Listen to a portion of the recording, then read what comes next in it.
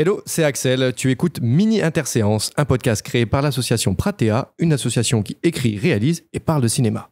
Si tu veux suivre l'évolution de ce podcast et des autres projets, n'hésite pas à nous suivre sur notre Instagram, asso-pratea.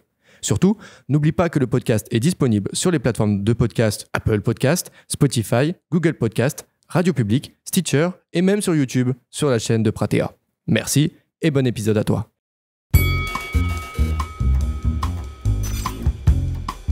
Bonjour à toutes et à tous, vous écoutez le second épisode de notre programme Mini Interséance, un podcast comme son grand frère où on débat et réfléchit, mais pas trop, sur plusieurs films qui ont marqué le mois, ou pas forcément. Et pour m'accompagner aujourd'hui, je suis avec Olivier. I am Groot. Ok. Maxime. Zombie, Evil Dead, j'ai pas de référence. Et le petit nouveau qui n'est pas vraiment un nouveau, mais Tanguy. Bonjour. Tu n'as pas de rêve sur les 3 films à nous sortir, merde. Eh ben non, parce que t'en as vu qu'un. Et oui. Voilà, ça prouve le sérieux quand même de l'émission, messieurs. Écoutez, moi je travaillais, j'étais sur des tournages, ça compte, monsieur. Oh. Ça compte. Et j'étais avec vous d'ailleurs. Non, okay. Quoi ? Vas-y, déballe donc notre vie privée. N'aie pas peur. Ça va. Mais attendez, vous travaillez dans le cinéma ? Eh oui, on essaye, du moins. On n'est pas payé, mais on essaye. Essayer, c'est le mot à retenir. L'important, c'est de manger bio. L'amitié. Pardon. Le pouvoir de l'amitié. Bon, écoutez, moi de mon côté, je suis ravi de vous retrouver. Bon, en fait, c'est pas nouveau, hein, on se retrouve toutes les semaines. A priori, il n'y a rien de nouveau, c'est juste que là, il y a des micros. Sinon, il n'y a rien d'autre qui change. Aujourd'hui, vous le savez, si vous avez lu le titre ou vu la miniature, mais il sera question des films Les Gardiens de la Galaxie Volume 3, Evil Dead Rise et Misanthrope. Et sans plus attendre, on va commencer très vite avec notre bon vieux raton laveur préféré, bande-annonce.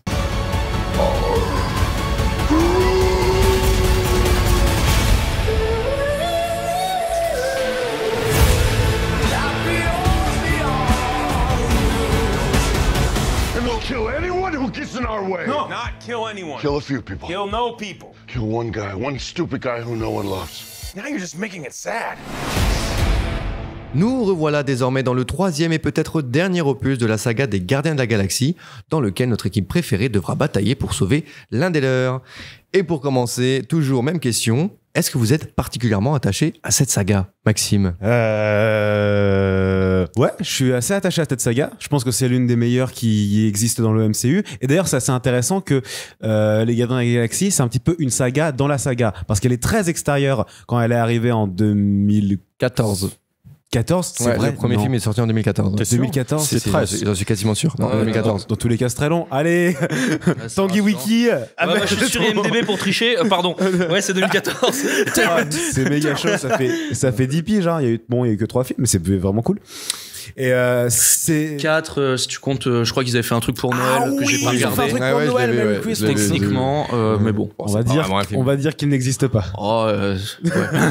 On va dire que, parce que personne ne l'a vu, on s'en fout. Pourquoi c'était de la merde ? Si, je l'ai vu. Ah, tu c'est un truc, il y a Kevin Bacon dedans, mais qui fait son propre rôle, c'est un truc de malade.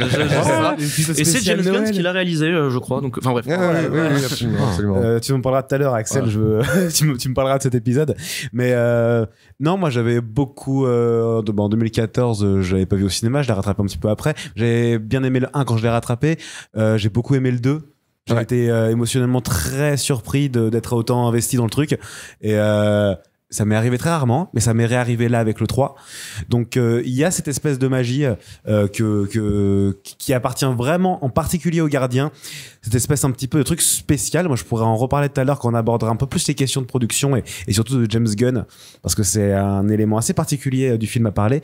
Mais pour juste dire un petit peu mon histoire par rapport aux gardiens, je suis assez bizarrement attaché à cette saga en particulier qui arrive vraiment à se détacher du Marvel en général et qui a un petit peu cette espèce de bulle à part. Absolument. Qui marche, je trouve, vachement bien. Qui est presque plus Marvel que Marvel. Dans quel sens ? Dans le sens où, et j'en reparlerai tout à l'heure, j'ai l'impression que James Gunn a vraiment compris l'essence de l'énergie Marvel, que d'autres réalisateurs ont voulu le reproduire, et même Kevin Feige en général a voulu reproduire un peu la formule des Gardiens sur l'ensemble du MCU, mais qu'il y est jamais vraiment arrivé. Et qu'il y a vraiment que quand James Gunn y arrive que ça marche. Je suis assez d'accord. Olivier. Je dirais pas que je suis attaché à cette série parce que je viens de le découvrir, mais en même temps, je suis profondément impressionné dû au fait que ça fait un plaisir immense de savoir que Hollywood est capable de produire des films. Je dirais pas que c'est un opus, mais quand même des films de très bonne qualité, faits par des gens qui sont intelligents, qui maîtrisent le matériau et qui savent comment raconter une histoire. Normalement, à Hollywood, il y a une énorme sagacité technique. On arrive à faire des choses qui sont quasi inimaginables il y a 10 ans. On a l'impression que ça serait peut-être pas 10 ans, mais 20 ans, où on a l'impression d'être dans la science-fiction. À quel point on a pu évoluer. Mais il y a beaucoup de gens qui le remarquent. Il y a énormément... Leurs histoires, sont souvent extrêmement vides et faits avec... et ne sont pas sagaces, contrairement à leur sorcellerie technique. Ouais. Et non, mais il y a véritablement un vide. Et c'est la raison pour laquelle il y a Disney+, il y a plein de studios qui sont en train de perdre énormément d'argent en ce moment. Et Gardiens de la Galaxie, je pense que c'est un cas exceptionnel parce que je suis sûr qu'on va en parler après, mais James Gunn a pu l'écrire. Absolument. Right? Ouais. Et en gros, il y a eu une période à Hollywood où on pouvait faire ça. Où c'était pas les producteurs qui contrôlaient le scénario, et ça c'était pendant le nouvel Hollywood. De genre Bonnie and Clyde à bon. Regardez Babylone. Celui qu'on connaît. Yes. Ouais. Yes. Et là, on produisait des œuvres de véritable qualité. Et je vais pas monologuer là-dessus, mais il y a énormément de techniques, donc j'en parlerai après, qui sont faits avec une sagesse et une maîtrise qui est véritablement impressionnant, et n'importe qui est intéressé par comment raconter une bonne histoire, comment faire un bon film, comment faire des bons visuels, pas simplement en termes d'effets spéciaux. Il y a vraiment des bonnes choses à puiser là-dedans, quoi. Oh yeah. T'as un sorte de smorgasbord de bonnes idées qui sont là-dedans. Et j'en parlerai après, mais je vous laisse. Ok. Tanguy? Alors moi, du coup, je suis plutôt attaché effectivement à cette série de films que je trouve qui est quand même excellente, parce que disons que Marvel, c'est vraiment, surtout en ce moment, plutôt mauvais, on va dire. Non. C'est très très mauvais. Et là, je pense qu'on peut en débattre longtemps. Je sais, on peut en débattre très longtemps, mais c'est pour ça que je vais revenir sur un truc que Maxime a dit. Mais effectivement, avec James Gunn, et c'est quelque chose qu'on trouve aussi dans son Suicide Squad, et aussi dans les 2 derniers Gardiens de la Galaxie, j'ai l'impression que contrairement à d'autres réalisateurs de chez Marvel, il assume pleinement le côté comics. Il essaye pas d'essayer de... Comment dire, j'ai peut-être pas les bons termes, mais dans le sens... Je sais pas s'il l'assume, mais on sent que c'est dans l'essence de ce qu'il fait. Voilà, c'est dans l'essence de ce qu'il fait. Là où on sent que les autres, c'est peut-être plus d'une sorte de mash-up, je sais pas comment dire, où ils prennent un peu de tous les côtés pour en mettre. Là, on ce côté sent... un peu plus mainstream. Ouais. On sent que c'est vraiment, lui, c'est ce qu'il fait, c'est l'essence même. Et il y a plein de choses dont on pourra parler après, mais tu sens que c'est vraiment en lui quand il fait ça. En fait, j'ai l'impression qu'il aime ses personnages et qu'il arrive à prendre du plaisir avec, à rendre ça fun. Là où d'autres films, comme par exemple Ant-Man 3, on va pas en reparler si on veut m'énerver, typiquement, je suis désolé, c'est du vide pendant 3 heures, avec les gens qui applaudissent à la fin parce que t'as une bande-annonce pour une série, enfin bref, ça n'a aucun intérêt. Les personnages sont vides, sont creux, et là on a l'impression que avec les 3 Gardiens de la Galaxie, et c'est ce que tu disais aussi, on est en dehors de l'univers Marvel, et c'est ce qui est bien, parce que du coup, ils sont pas obligés de vous tout raccrocher forcément aux autres films, et ça lui permet d'avoir une liberté qui est plutôt et totalement vaste.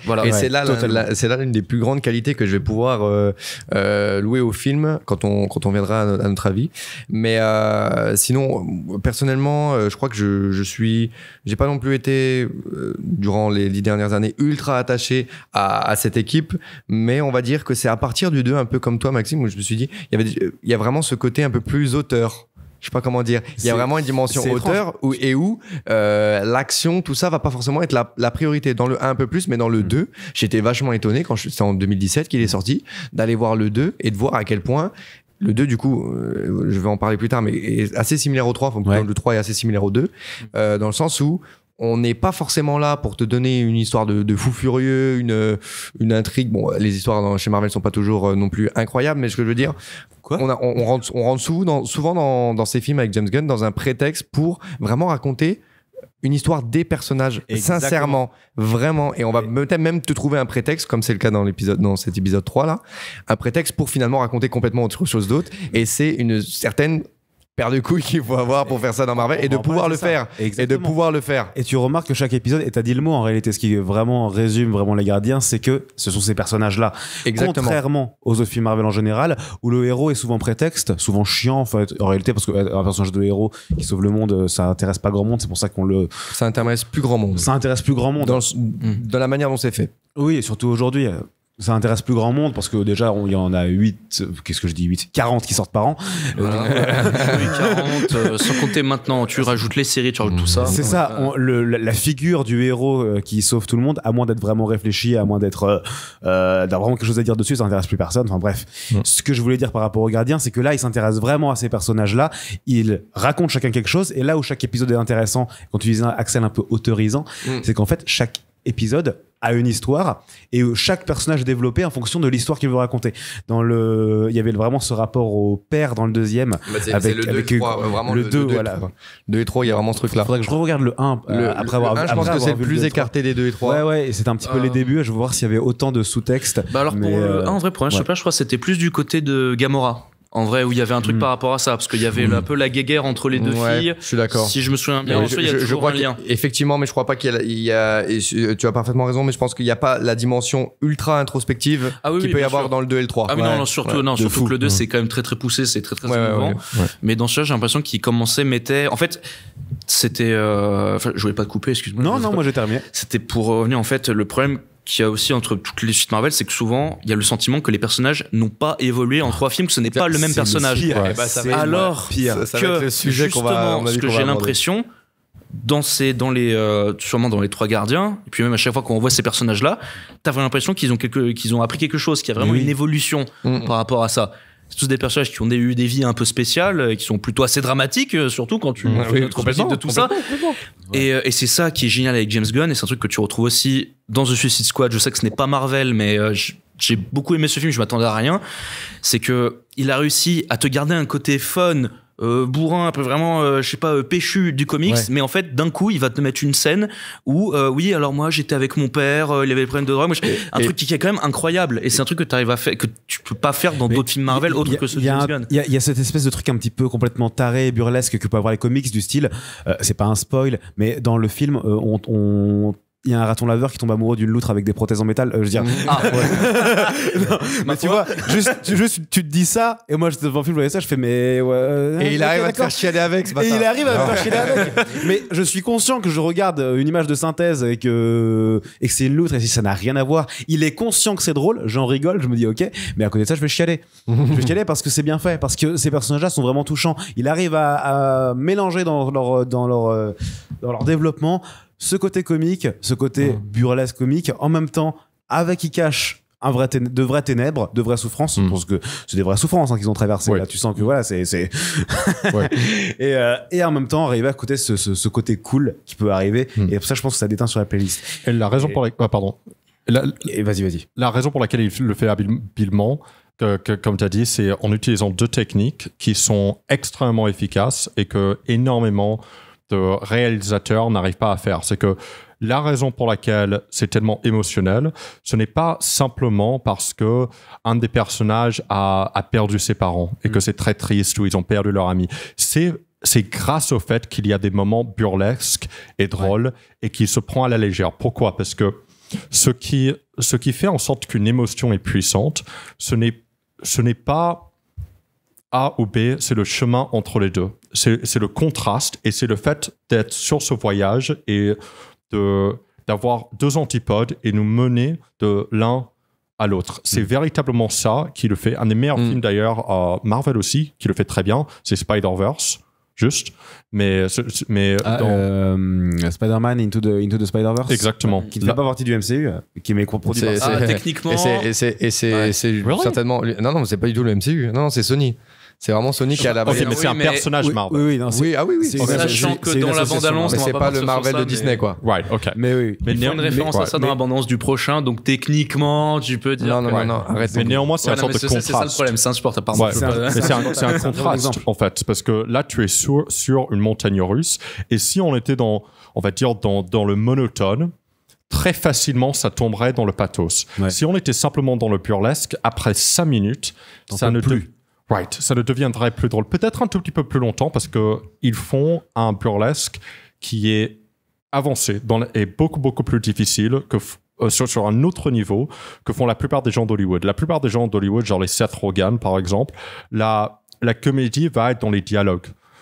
Simplement, on va juste faire en sorte qu'on parle et faire quelques gags. Avec les gardiens, non seulement est-ce qu'il y a des réparties et du bandinage qui est très fin et très créatif, qu'on n'a pas vu auparavant, mais il y a une énorme comédie visuelle.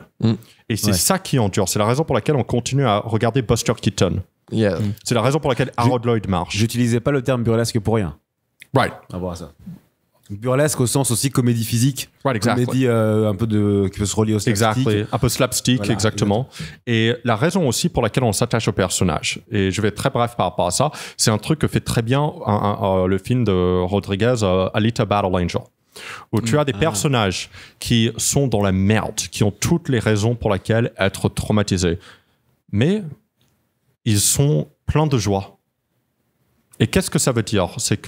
Ça veut dire que ce personnage est certes stoïque, impressionnant, et n'a pas une pitié de soi. Et ça, immédiatement, on s'attache à ce personnage. C'est une technique qui est phénoménale, qu'on fait pas souvent, parce qu'on est dans une philosophie de « Ah bah si tu es offensé », et donc le personnage de Chris Pratt, qu'est-ce qui se passe? Sa mère meurt devant lui avant qu'il puisse lui tenir la main, et ensuite il se fait kidnapper par des aliens. What the fuck? Pire chose au monde. C'est un petit peu violent. Bon, c'est un samedi soir normal, mais. Non, ok, c'est ok. Prochaine scène, qu'est-ce qu'il est en train de faire? Écouter de la musique, il est super content pendant qu'il est en train de faire sa mission. On est attaché à lui. Il y a, en même temps, je suis d'accord avec ce que tu racontes, et puis après on passe aux avis, mais tu vois, j'ai envie de voir l'exemple qu'on a eu avec Ant-Man Quantumania, qui est sorti juste avant, et d'ailleurs c'est assez incroyable de voir comment ces deux films se ressemblent sur beaucoup d'aspects, et en quoi il y en a un qui marche du feu de Dieu, et un autre qui est un néant total et radical. Et ils utilisent un petit peu ça aussi, ils veulent utiliser ça. Pareil pour dans Thor Love and Thunder, ils ont envie d'utiliser cette espèce d'opposition entre très cool et en même temps très dramatique. Et elle est pas si simple que ça, cette opposition-là. C'est après justement le premier Gardien des Galaxies qu'ils ont commencé à vraiment essayer de créer ce côté un peu humour, un peu machin. Sauf qu'en fait, ils ont pas réussi à recréer parce que James Gunn, il a sa méthode à lui, il a ses types de personnages. Et eux, ils ont juste pris le côté un peu humoristique, un peu décalé, un peu on va mettre des musiques de rock connues, comme ça va être. Tu prends l'exemple de la saga Thor dans le MCU, ça explique tout. Ça a commencé avec une envie shakespearienne de montrer à un c'était Thor. Kenneth Branagh, hein, c'est pas rien quand même. Voilà, tu vois l'envie. Et à partir du 3, dès que Taika Waititi est arrivé, et ben ça, c'est parti sur du total soap opéra, space opéra. Ça avec de la synthwave dans la bande-annonce, des trucs comme ça. C'est années 80, synthwave. Jusque dans les affiches, oui, non, mais c'est ça. Tout est parti comme ça. Et encore Ragnarok, c'était pas trop mal, mais par contre, Love and Thunder, c'était la merde. Voilà, c'est le mot que je voulais utiliser. Sauf Christian Bale. Oui, il y a pas un mec dans l'équipe qui s'est dit putain en fait c'est sur le personnage de Christian Bale qu'il faut faire un film, c'est sur Gore en fait. Il y a pas un mec à un moment il a eu la lucidité de se dire putain mais en fait c'est lui qui est intéressant. Est-ce que tu veux vendre un film sur un mec chauve tout pâle qui pendant je sais pas tout un film crie, je sais pas. Ah oui, jamais vouloir faire ça. American History X. Ouais non, oh mon dieu. Oh non. Oh non. Oh là là. Pas ça. Pas ça Maxime. Pas maintenant. C'est pas cachère ça. Pas après tout ce que tu as fait. Bon messieurs, maintenant il serait temps de parler un petit peu du film parce que ça fait déjà une petite vingtaine de minutes qu'on enregistre. Alors maintenant, parlons du film en lui-même. Qui veut commencer? Vrai que c'était l'objectif de base. C'est vrai que non mais c'est bien qu'il y ait eu cette petite parenthèse avant, mais il faut quand même qu'on parle du film. Et c'est un programme qui est censé être plus court, messieurs. Qui veut commencer? Moi, je commence si vous voulez. Eh bah, Axel, t'as pas trop parlé, vas-y. Donc, vous l'aurez compris, dans ce que j'ai dit depuis le début, c'est quand même un film qui m'a vachement plu. Et juste, en fait, le truc qui frappe quand on a l'habitude des films Marvel, c'est que le film commence et juste, c'est calme. C'est calme, ça prend son temps. Il n'y a que l'exposition, il n'y a que des personnages qui marchent, la caméra qui se balade, ou ce n'est que ça, ce n'est pas de dialogue, c'est vraiment juste des sentiments. Juste on avance et on prend note, on prend en considération des nouveaux statuts des personnages, où ils en sont dans leur vie. Pardon, j'ai une extinction de voix, c'est possible que mes phrases ne se terminent pas. Ça s'entend, putain. Et non, on a vraiment que des moments d'exposition. On va te prendre le temps de montrer les conséquences d'événements passés. Et c'est quand même quelque chose d'important à soulever quand on sait la fâcheuse tendance qu'a Marvel à genre expédier toute conséquence dramatique, moment important. C'est très simple ce que tu dis, mais je trouve que c'est essentiel. Juste par rapport à ça, c'est juste dans le premier point du film, tu es dans le quotidien des personnages. Absolument. Et juste, tu les regardes dans leur quotidien, juste tranquillement. Exactement. Juste ça, mais ça provoque un attachement de taré. C'est presque un Bellatar. Ah oui, C'est ce que c'est en fait. Non. Ah oui. J'allais le comparer à Friends, mais ça marche avec Bellatar. En fait, c'est une référence à Boogie Nights. Non, mais vous voyez le début, le plan séquence. Ouais. Oui, bien Au sûr. tout début, c'est exactement la même chose. Où on va suivre des gens dans leur environnement et on va introduire les personnages dans ce plan séquence-là. C'est absolument sûr que ça vient de cela. Même ils font des plans sur des grues à des moments. Oui. Exactement comme dans Boogie Nights. C'est sûr que l'inspiration vient de ça. Bah, vu le nombre d'inspirations ça m'étonnerait pas du tout. Et ça viendrait, d'ailleurs, ça vient pile de cette époque qui a inspiré la bande son ou la bande originale. Je sais pas comment on dit, la bande originale. Ouais, c'est ça. Même si Boogie Nights, c'est fin 70, Boogie Nights. Après, il y a des trucs qui viennent de 2000 aussi. C'est fin 70. Ça se passe dans les 60. Oui. Et non, Et d'ailleurs, excuse-moi, mais ils utilisent également une chanson des fins des années 70, Radiohead, Creep. Ouais. Et en fait, quand on continue là-dedans, on prend plaisir à revoir juste où ils en sont, à voir le deuil dans lequel est encore Quill et tout, et Rocket qui est dans une sorte de nouvelle vie tranquille et tout. Et oui, ils sont tranquilles. Genre, il y a vraiment un nouveau statut depuis les autres films. Là, ils ont un QG, ils sont tranquilles, ils sont posés, et arrive ensuite, donc, c'est au début du film, on peut en parler, donc Adam Warlock qui va venir juste un peu déclencher, et va venir en fait créer une sorte donc c'est l'élément déclencheur, il va créer une sorte d'intrigue qui est un véritable prétexte en fait pour amener à une véritable introspection et une exploration du passé d'un personnage.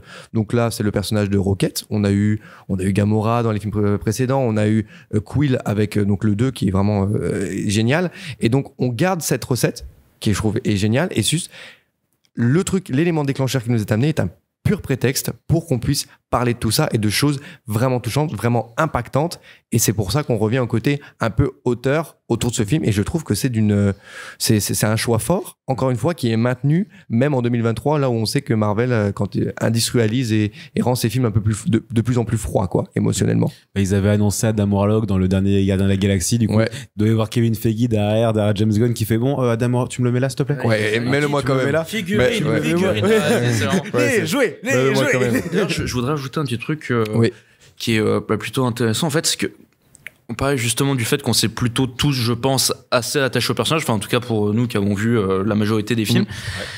Et j'ai l'impression que c'est un truc, en fait, tu ne suis pas dans les 3 Gardiens de la Galaxie, tu ne suis pas juste une suite de films, tu suis vraiment le volume 1, le volume 2, le volume 3. C'est un truc qui se reflète même dans le titre, en fait. T'as vraiment justement une évolution des personnages, et justement tu l'as dit, le film commence avec cette espèce de petit de moment où tu vois un peu la vie des gardiens justement dans le habitat naturel. C'est vraiment pas le bon terme, mais oui, dans leur quotidien. Non, mais complètement. Et en fait t'as vraiment ce côté genre on les revoit, voilà ce qu'ils sont devenus, voilà ce qui se passe. Et je trouve que c'est un truc qui est plutôt intéressant, que tu vois pas dans d'autres films où c'est juste un truc qui serait par exemple Ant-Man 3, c'est juste alors depuis le dernier film, j'ai écrit un livre, machin. Mais oui, c'est juste avec un montage à la con, une voix off, alors que là, de ce que je comprends, c'est vraiment un truc où tu vis avec eux. Mais il a eu un gâteau dans Ant-Man 3. Ah oui, il a eu un gâteau. Il a eu un gâteau. Ouais, il a un gâteau. Je comprends pas. Mais pourquoi? Mais c'est trop bien. Je voudrais juste revenir. Alors, juste sur la fin où c'est incroyable, tu dis ça y est, il y a un petit, le personnage, il se pose des questions. Est-ce qu'on a bien fait? Est-ce que machin? Ah non, c'est bon, c'est pas grave, gâteau. Voilà, ça finit comme ça. C'est vraiment, genre, il n'y a aucune conséquence, aucune évolution. Il ne s'est rien J'y pense passé. de plus en plus. On pourrait vraiment faire un Ant-Man Quantumania versus Les Gardiens 3 pour juste regarder à quel point tout ce qui marche, La tout ce qui marche différence. pas, là, c'est incroyable. C'est sur une période d'intervalle de 4-5 mois, il y a une échelle de qualité qui donne tout. On est le meilleur et le pire en 3 mois. Mais Là. vraiment, quand on sort du film, on se rend vraiment compte que la saga des Gardiens de la Galaxie, tu prends du recul et parmi toutes les sagas qu'il y a à l'intérieur du MCU, c'est vraiment, malgré ces personnages de losers, c'est vraiment la saga qui apporte la plus grande touche de sensibilité à ces personnages, à ces histoires, et la plus sincère. Malgré ces personnages de losers, c'est vraiment la plus sincère parmi toutes, je trouve. Ça, c'est un truc que James Gunn, parce que c'est tous les personnages de James Gunn. Alors, j'ai pas vu tous ses films, je sais plus si ça s'appelle Slither ou un truc comme ça. C'est un film d'horreur qu'il avait fait il y a longtemps. Mais récemment, j'avais vu Horribilis. Ouais. Voilà, je crois que c'est ça. Et j'avais vu récemment, c'était, je crois qu'il s'appelait juste Super, le film. Ouais. Je crois, c'est avec celui qui joue dans The Office, que j'ai jamais regardé, donc je n'ai plus son nom. Je sais qu'il est très connu. C'est avec Ellen Page aussi, non? Oui, c'est ça. Et en fait, le meilleur exemple aussi dans les récents, on va dire, produits de James Gunn, c'est aussi Peacemaker, la série Peacemaker. Je sais pas si vous l'avez vu. Pas regardé. Qui est dérivé du qui film. est vachement introspectif en fait. On parle vraiment d'un mec, John Cena hyper bodybuildé qui est qui a un costume hyper moulant et tout. Juste, c'est un loser. Pareil, et c'est ultra introspectif. Je vous conseille vraiment la série. Ça dure quoi, 8 petits épisodes, et c'est vraiment très très bien. C'est une très très bonne surprise. Qui était dérivé du film Suicide Squad. De Suicide Mais, Squad, ouais. avant C'est de... pareil, il y a une bande de losers, mais littéralement des losers, parce Bah, qu'il a choisi littéralement. des personnages qui sont ridicules dans le film. Le mec Polka Dot Man, c'est ridicule le concept. Ouais. Ils ont réussi à te le rendre quand même un minimum attachant, Ouais. tout en te faisant rire avec l'histoire de, bon, je sais pas si Mais vous l'avez c'est- tous vu, mais le coup avec sa mère. J'en dis pas plus pour ceux qui ne l'ont pas vu, mais c'était plutôt Mais assez ouais. original. Mais il y a, Voilà. on veut juste faire un petit point sur James Gunn. Vraiment, il est arrivé avec Les Gardiens en 2014. Il a fait le 1, le 2 et le 3. Non, il a fait le 1 et le 2 chez Marvel. Il a failli être viré pour le 3 à cause de tweets. Il a été viré temporairement. Il a été viré d'ailleurs pour le 3 à la base. Il devait pas réaliser le 3 à cause de tweets qui étaient revenus. Ils ont vu que c'était le seul Et- qui faisait des bons trucs. Donc, Et en- Non, en fait, il a été mais- soutenu par les acteurs. Il a été soutenu par les acteurs, par tout le monde pour qu'ils reviennent et du coup ils l'ont réengagé pour faire le 3, ce qui est vachement intéressant. Et là surtout c'est une figure majeure maintenant James Gunn dans le monde du super-héros hollywoodien et surtout dans le DCCU. C'est-à-dire qu'il a repris les commandes du DC Cinematic Universe et va réaliser le prochaine adaptation de Superman sans Henry Cavill. Et son voyage on voit que son voyage chez Marvel a vraiment influencé toute la production de par le genre qu'il a mis en place avec les Gardiens, et il a réussi cet exploit chez DC de revenir avec un film Suicide Squad après la bouse de 2016 qui a été un des films je pense les plus on est au niveau Dragon Ball Evolution, on est sur un niveau vraiment C'est un peu exagéré quand même. je pense Mais vraiment c'est en ça. termes de haine collective et de Ah oui, dans et, l'opinion publique, oui, oui. haine vois, publique par et même exemple- en réalité de qualité du film hein. Mais tu vois, par exemple, ce Suicide Squad là, le premier, c'est typiquement l'exemple du on n'a pas assumé que notre histoire ça vient d'un comic book. Ouais. Ils ont essayé de rendre ça moderne, je sais pas quoi, en mode avec un Joker en mode un peu gangsta. Les méchants sont gentils. Et ça marchait absolument pas, c'était ridicule. Ouais. Et il y a pas beaucoup de trucs qui ressemblent un peu à ce que tu pourrais trouver dans Gardien Galaxy, avec le côté on a mis de la musique, on a mis du machin. Dans le montage, ils ont essayé d'un peu. D'ailleurs, il est sorti après les Gardiens de la Galaxie, je me souviens Ouais. bien. Et c'est ça qui a causé le fait que tout le truc a été remonté. Et bon, c'est absolument ridicule, hein, on va pas revenir là-dessus. Ça sert à rien. Et par contre, tu vois le nouveau Suicide Squad qui, lui, pour le coup, est beaucoup plus proche des comics, beaucoup plus pulp, beaucoup plus. Bah là, pour le coup, Et ça a qui- bien marché. Et puis en plus les personnages sont vraiment horribles mais ils sont super drôles Ah non, mais parce c'est- qu'ils sont mais vraiment il hésite pas il ose vraiment rendre ces personnages à des moments méprisables, débilement dangereux, des dangers pour la société. Ce sont pas des héros. Oui bonjour, je m'appelle Will Smith, je vais sauver ma fille, mais je tue des gens au sniper mais Voilà, c'est pour sauver ma fille. Je mets pas mon masque parce que dans mon contrat, j'ai envie d'être payé quand on voit mon visage. Donc C'est du ça. coup, non, ok, non, mais tu vois, c'est exactement ça. C'est exactement ça. Mais du coup, il faut juste noter à quel point James Gunn a réussi cet exploit incroyable, vraiment de se démerder, mais comme un putain de roi dans sa carrière au sein du MCU et du monde hollywoodien, dans ce film de super-héros, parce que c'est le système un peu classique où pour réaliser les films, t'as les équipes comme Kevin Feige qui gère un petit peu toute l'industrie, qui appelle des réalisateurs souvent de genre qui n'ont pas encore explosé pour les emmener réaliser, mettre aux commandes de projets de films du MCU par exemple. Mais c'est souvent des films qui sont très dirigés. Les réalisateurs n'écrivent pas les scénarios. Ils ont très peu de chemin d'espace de créativité. C'est pour ça que à quasiment chaque projet, on a des histoires comme quoi le réal s'est barré pour différents artistiques. Ouais, non, mais c'est ça. Nuance. Edgar Wright, Ant-Man. Edgar Wright, Ant-Man. À la base. Meilleur Voilà, exemple. ouais, à la base, non, mais Ant-Man, c'était Edgar Wright. Et puis, il s'est barré pour différents artistiques. C'est le mot différents artistiques. Et tous les mois, t'as un truc sur le différents artistiques. C'est surtout qu'il y en avait qui voulaient pas faire de l'artistique. Je pense que c'est plus ça. C'est pas vraiment indifférent. C'est surtout exactement ça. Qui voulaient faire de l'artistique. C'est exactement ça. Mais Edgar Wright, tu regardes tout ce qu'il fait, le gars, c'est un génie. Et voilà. Et que James Gunn soit arrivé à rentrer dans ces studios-là, rentrer dans cette mouvance-là et à imposer son style au point que maintenant les studios reprennent son style et veulent essayer de le copier sans y arriver, et de passer d'un studio à un autre, de Marvel à son concurrent principal DC, et dans les deux arriver à produire parmi les meilleurs films et de les ramener, c'est quand même voilà. Et ce qui est fou, c'est que j'ai vu passer quelques vidéos et tout, il fait vraiment la promo, enfin c'est normal, il fait encore la promo des Gardiens de la Galaxie 3 alors qu'il est littéralement le patron c'est taré. de l'entreprise d'en face. Le gars fait la promo des Gardiens, du dernier film Les Gardiens, et en même temps il gère d'ici le concurrent principal. Le mec, enfin, rendez-vous compte de la position du gars. Le mec pisse sur tout le monde. En même temps, Marvel, c'est pas son père, quoi. Genre, mais c'est ça. Le mec, il fait ce qu'il veut. Marvel l'a viré il y a 2 ans pour les Gardiens 3, tu vois. Enfin, et là, il est une position où c'est presque lui qui gère tout, quoi. C'est le Kevin Feige de chez Marvel, tu vois. De chez DC. Pardon, de chez DC.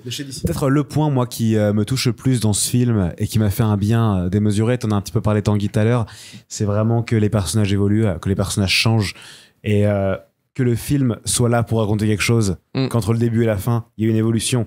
Et en particulier pour celui-là, et c'est pas un spoil parce que c'est dans toutes les promos du film, c'est le dernier film, Les Gardiens, sous cette forme-là.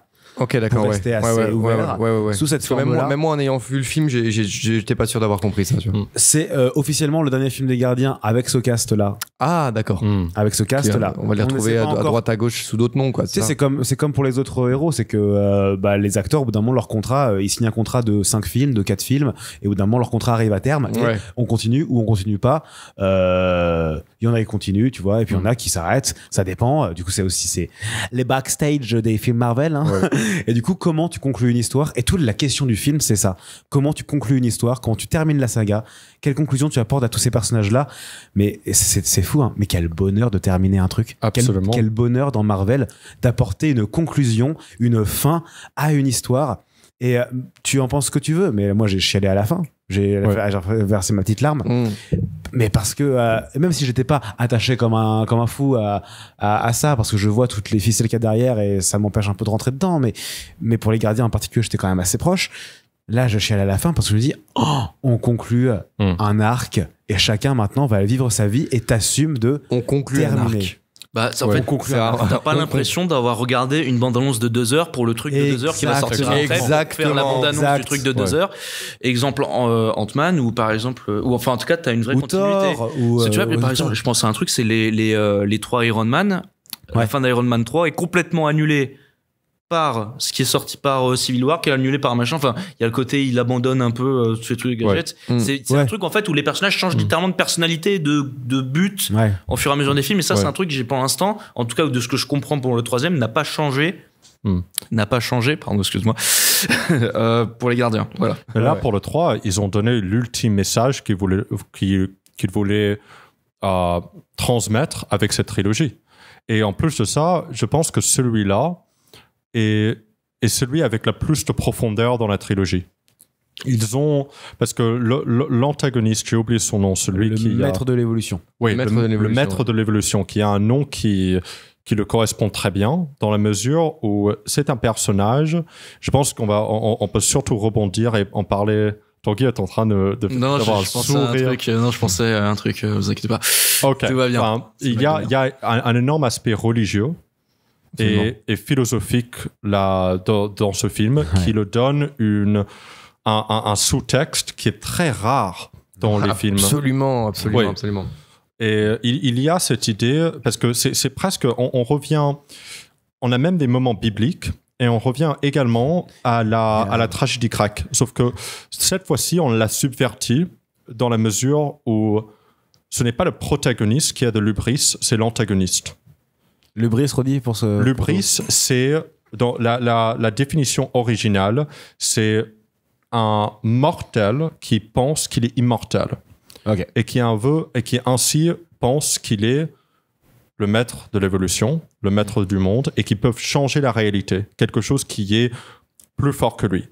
Et ça ne marche jamais, parce que lorsque tu vas infiltrer avec l'ordre naturel des choses, qui est également un simulacre ou une représentation de l'ordre céleste, l'ordre religieux, l'au-delà, le ether, les conséquences sont drastiques. C'est la raison pour laquelle le maître de l'évolution veut améliorer le monde, et donc il crée cette sorte de Counter-Earth. Counter-Earth. La contre-terre. Right. Et en fait, c'est marrant parce que c'est littéralement contre la Terre. Oui. Et ainsi, c'est un fiasco, ce projet. Et en fait, ça... James Gunn a l'humilité de... Il te le dit dans le titre, contre-terre. On n'y pense pas maintenant, mais il te le dit dans le titre, contre-terre. Exactly. Et James Gunn a l'intelligence de ne pas nous parler de ça avec de l'exposition sans arrêt, mais ça pose des questions dont on peut en parler pendant des heures. Ce sujet-là de « il ne faut pas croire que tu es un dieu », c'est un sujet qui est périn dans toute la littérature, dans les histoires qu'on raconte depuis depuis Homère. Et Sophocle, c'est vraiment, vraiment pas mal. Et encore une fois, on peut aller à contre-exemple. Tu avais Thor Love and Thunder qui a esquissé avec Christian Bale de nous parler un petit peu de cette question-là aussi, quand justement tu remettais en question, le méchant remet en question les divinités pour essayer de les remplacer parce que il a envie de sortir du système divin. Enfin, et puis on a quand même l'univers de Marvel, ça ne parle que de dieux, ce sont des dieux sur Terre, les super-héros. Enfin, ce que tu dis, moi ça me fait juste penser au fait que si jamais la moyenne en général des films Marvel pouvait avoir un discours comme celui des Gardiens 3 qui c'est pas non plus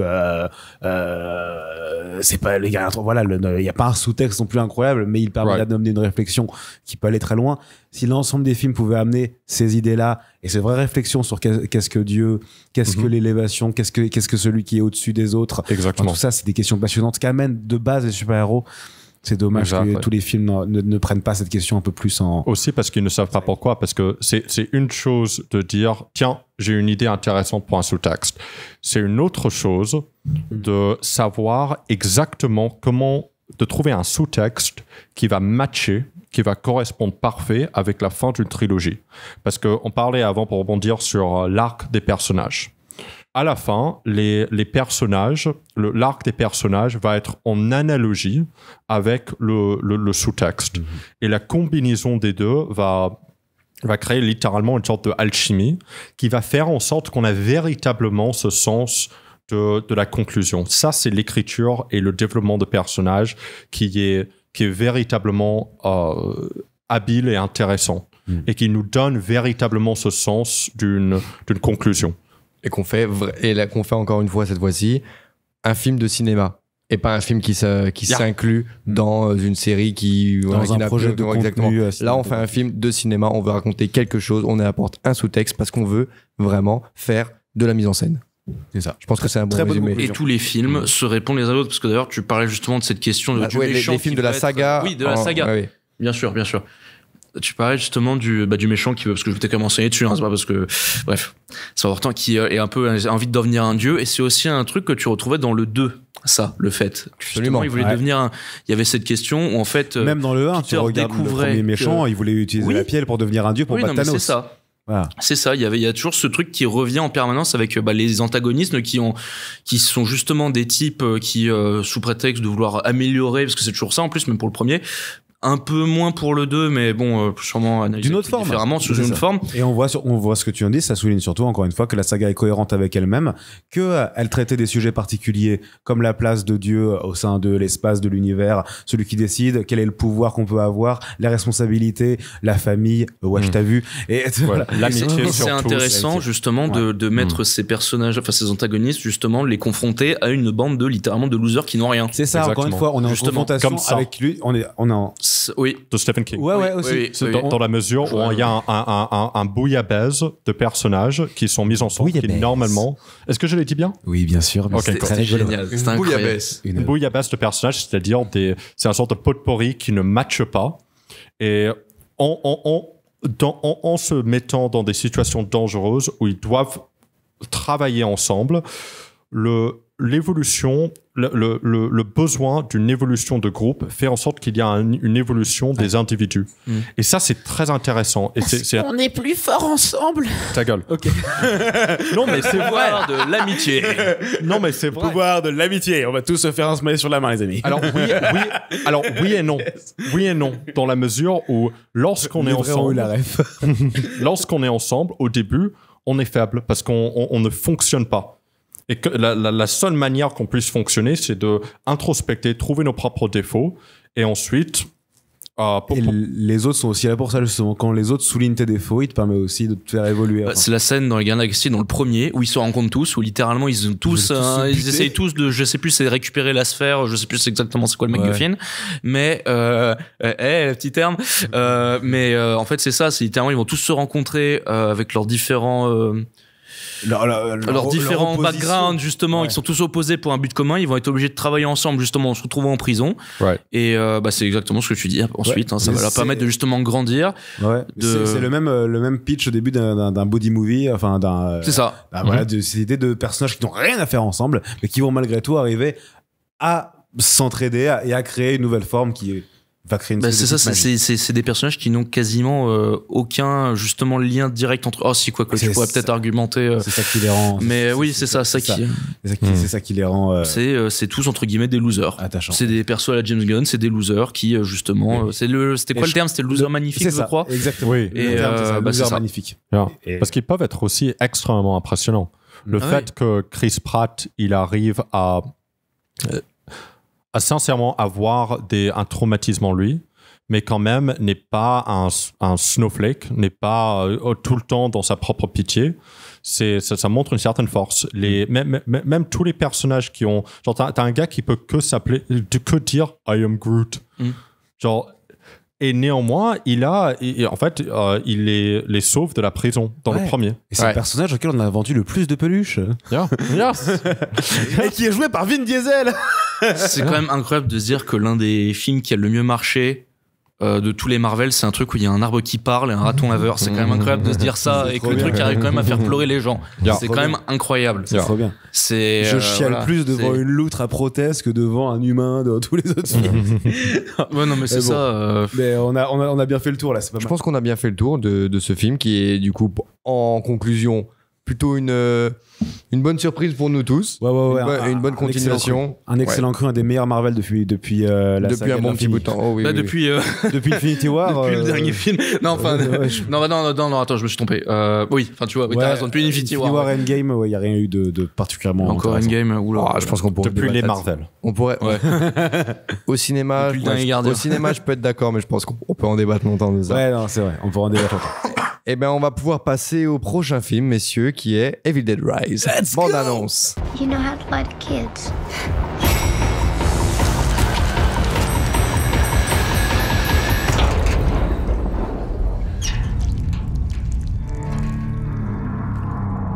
Mom? Mummy's with the maggots now.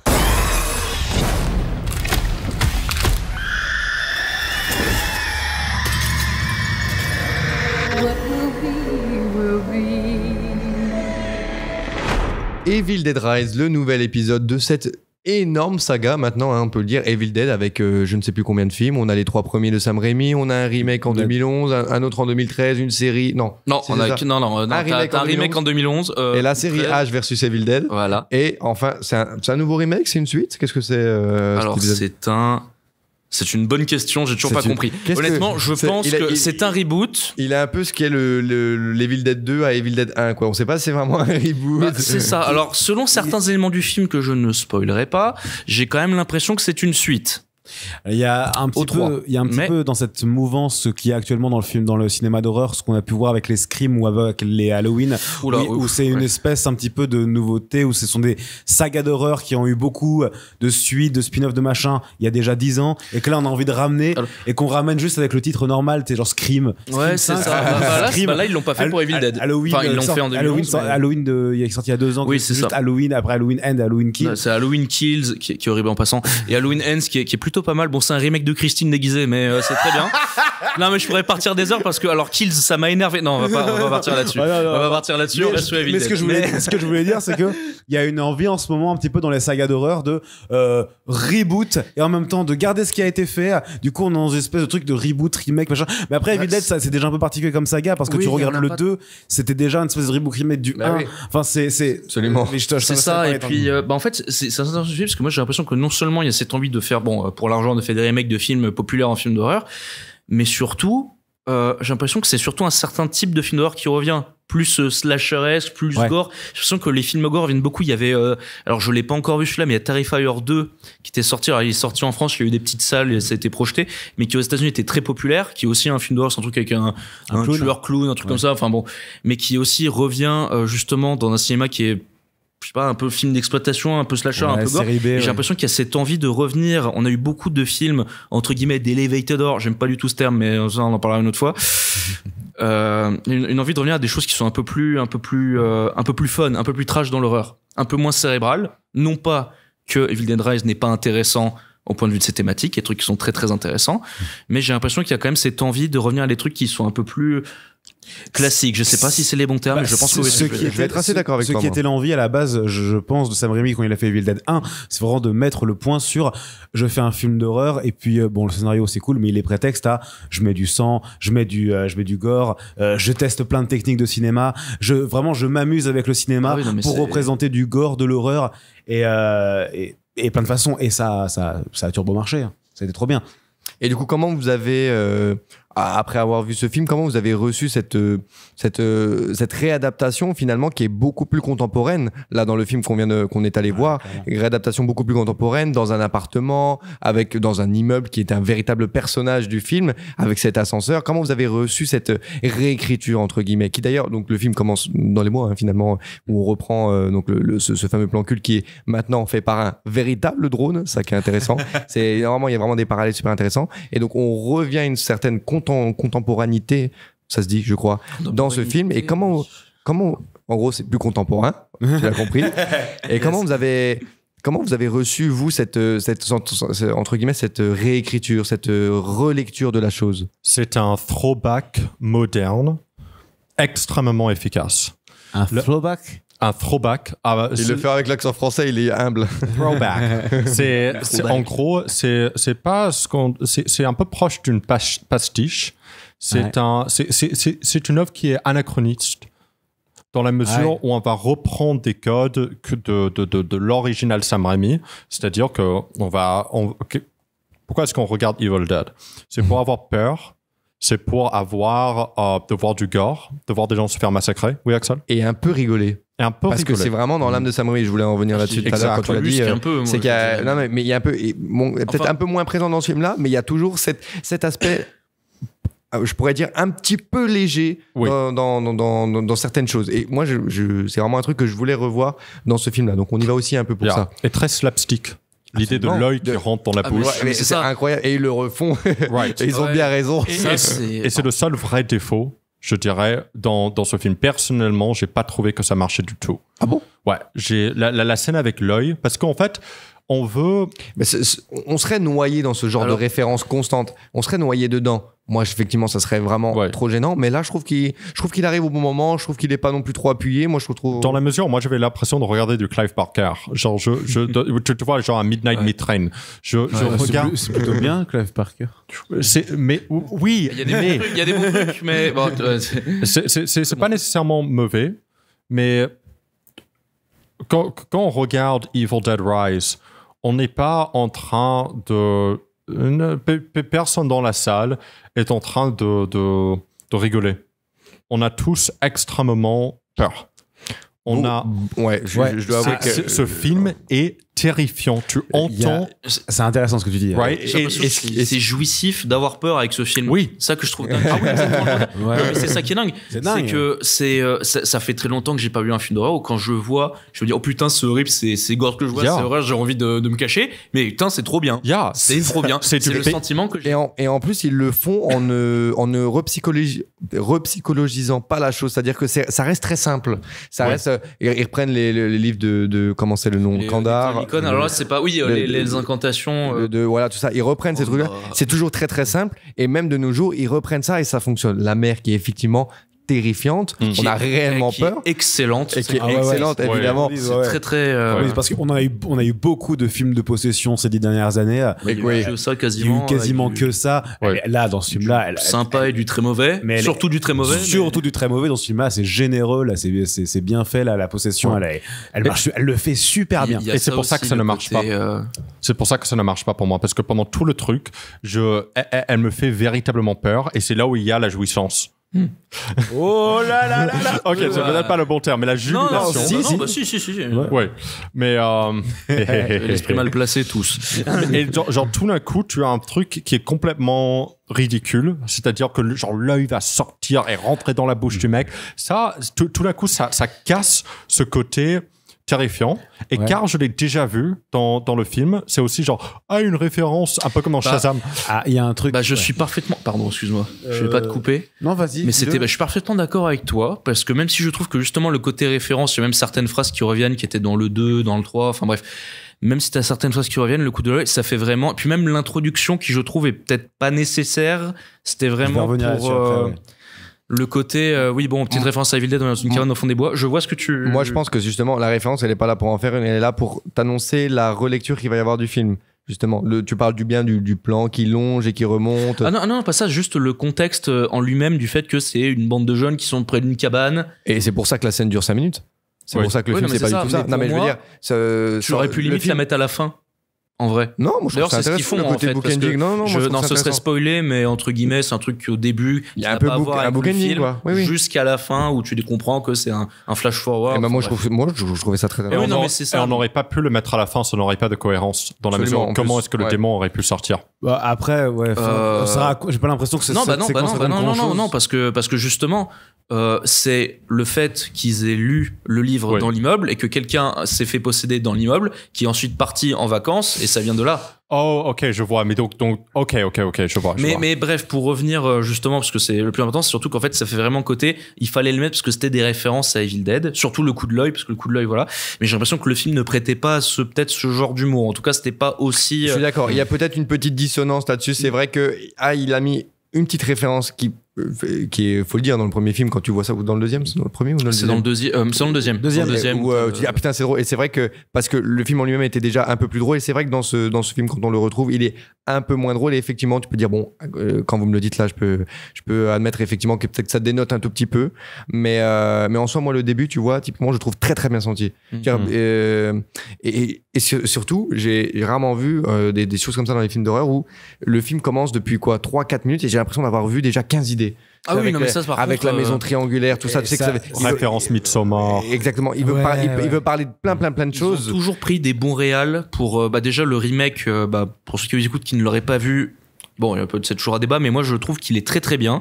C'est Fede Alvarez qui avait aussi pas mal d'idées et qui là il est en train de réaliser c'est pour Disney, mais il est en train de réaliser la série ou le prochain Alien, Ok. ce qui n'est pas rien. Non, pas du tout. Il était pas dispo pour la suite d'Evil Dead Rise, mais du coup ils ont pris Lee Cronin qui lui était aussi du coup c'était ce film qu'il avait fait avant, c'était Le Trou, un truc comme ça, j'ai oublié le nom. Ouais. Je sais qu'on en avait parlé. On en a parlé effectivement quand on est sorti du Et film. en fait, j'ai l'impression qu'ils prennent toujours des réalisateurs qui non seulement ont des idées, mettent d'eux-mêmes dans la réalisation, parce que je sais que c'était The Hole in the Ground, je crois, le nom du film, c'était aussi un truc par rapport à la famille, et la famille, c'est un thème qui revient beaucoup dans Evil Dead Rise. Ah oui, Peut-être oui, complètement. pas aussi bien en vrai. Et maintenant que j'y c'est en repense. ça que c'est terrifiant parce que la famille, qu'est-ce qu'elle, enfin, je veux dire, on fait faire des choses absolument terrifiantes à la famille. Mais Et c'est en ça où c'est vraiment ça qui te. est- C'est ça. Est-ce que Evil Dead Rise est l'anti-Fast and Furious par excellence? Non mais tu sais que ça oui, ce pas serait mal. génial. Non attendez, tu sais ce qui serait génial, on fait un film d'horreur avec l'intégrité du cast de Fast and Furious. Ils sont fermés, ils sont possédés. Ça serait génial. Fast and Furious Christine. Et c'est Vin Diesel qui doit buter toute sa famille. Ça serait incroyable. Non mais Incroyable. pour revenir, je vais baisser le son. Pour revenir dessus, c'est ça aussi un des trucs qui justifie avec Evil Dead, c'est que les démons / zombies, enfin vous les appelez comme vous voulez, c'est plus des démons mais c'est un peu spécial. Ils sont tellement dans le trash talk méchant et c'est absolument génial. Je sais pas si ça considère comme un spoil, si je peux parler d'un élément du film. Je sais qu'on en avait déjà Eh ben, parlé. écoute, tu dis, je vais faire un spoil dans 3, 2, 3, 2, 1. Je laisse un peu de temps, si jamais. C'est par exemple, il y a un des personnages, la personnage principale, qui est enceinte, on découvre, elle ne sait pas de qui, et justement, il y a tout un débat pendant tout le film, où est-ce que je vais le garder, enfin, c'est tout un truc qui est par rapport aux enfants et la famille. Et alors, il y a un des personnages de la famille qui se fait posséder, et qui lui sort un truc où, entre guillemets, elle est en train de manger quelque chose qui n'est pas très comestible normalement, elle la regarde et dit, j'ai beaucoup mal au ventre, je fais ça pour tuer les vers, que j'en vois un truc comme ça, et toi, tu en penses quoi de tuer des organismes parasites? Et c'est un truc, enfin, c'est pas la bonne phrase, j'ai Non, très non, mal c'est ça, dit, mais oui, mais il l'idée y a est le géniale, côté où l'idée est justement t'as géniale, cette personne qui est là, et c'est pas en mode genre oh c'est référence à ça, non, c'est un truc que tu comprends et c'est tellement violent et tellement trash, Et rien que dans le c'est fait. horrible. Et c'est par le texte, c'est même pas bon. Ce qui est l'acte que le personnage est en train de faire est juste horrible à voir, mais surtout par le texte en plus, on suppute quelque chose d'encore plus grave et de plus horrible. Il y a, Quoi il y a un truc que je vais rejoindre ce qu'a dit Olivier tout à l'heure et qui continue un petit peu dans ce que vous êtes en train de dire là, c'est que à la base, moi j'ai juste vu Evil Dead 1, Evil Dead 2 et celui-ci. À la base, dans les Evil Dead, les deux premiers, on n'en a pas vraiment grand chose à faire des personnages. Ce sont un peu des prétextes à Je suis mourir. d'accord.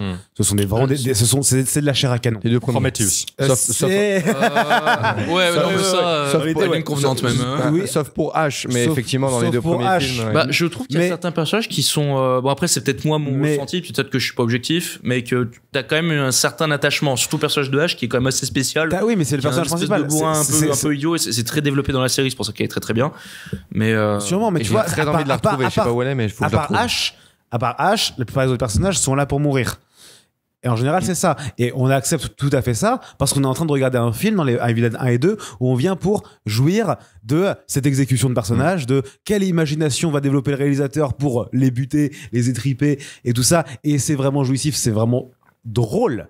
Moi, j'ai jamais eu peur devant Evil Dead. plus 1 et ou 2, moins j'ai jamais drôle, eu peur. parce que oui, bah alors le premier, pour l'avoir revu récemment, c'est quand même il y a des trucs. Ouais. Je pensais que dans mes souvenirs, ça fait longtemps que je l'avais pas vu. Je pensais que ça avait pas mal vieilli, mais que ça avait plutôt vieilli. Et putain, je me sentais pas bien après l'avoir vu. Alors que je l'avais déjà vu. Oui, il y a des trucs. Plusieurs En fois. effet, il travaille le malaise, il voit comment il peut nous mettre mal. Enfin, c'est méga intéressant. Et c'est un super exercice. Ouais. C'est pour ça qu'à mon avis, pour l'instant, la saga Evil Dead est tenue par des réalisateurs qui ont des idées, parce que c'est uniquement ça. Parce qu'il y a un vrai cast de Il y réal. a un vrai cast de réel, parce que le principe des Evil Dead, c'est quelle forme de cinéma je vais mettre en place pour détruire et tuer mes personnages. C'est ça c'est ça Evil Dead.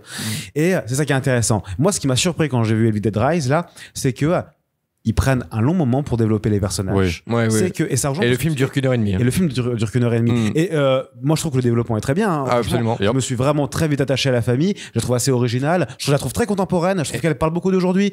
C'est Parfaitement. et C'est c'est parfaitement très le intéressant. film est parfaitement Mais social. Je reprends un truc qu'a dit Olivier tout à Et l'heure. de façon très subtile en plus. Oui, Et c'est de- subtil. ouais. Ils le font pas trop. Ce n'est pas juste on va mettre un certain archétype de personnage dans cette famille. Non, c'est vraiment des personnages qui tu peux très bien les imaginer vivre dans la vraie vie. Exactement. C'est quelque Et chose qui est d'ailleurs, très très bien.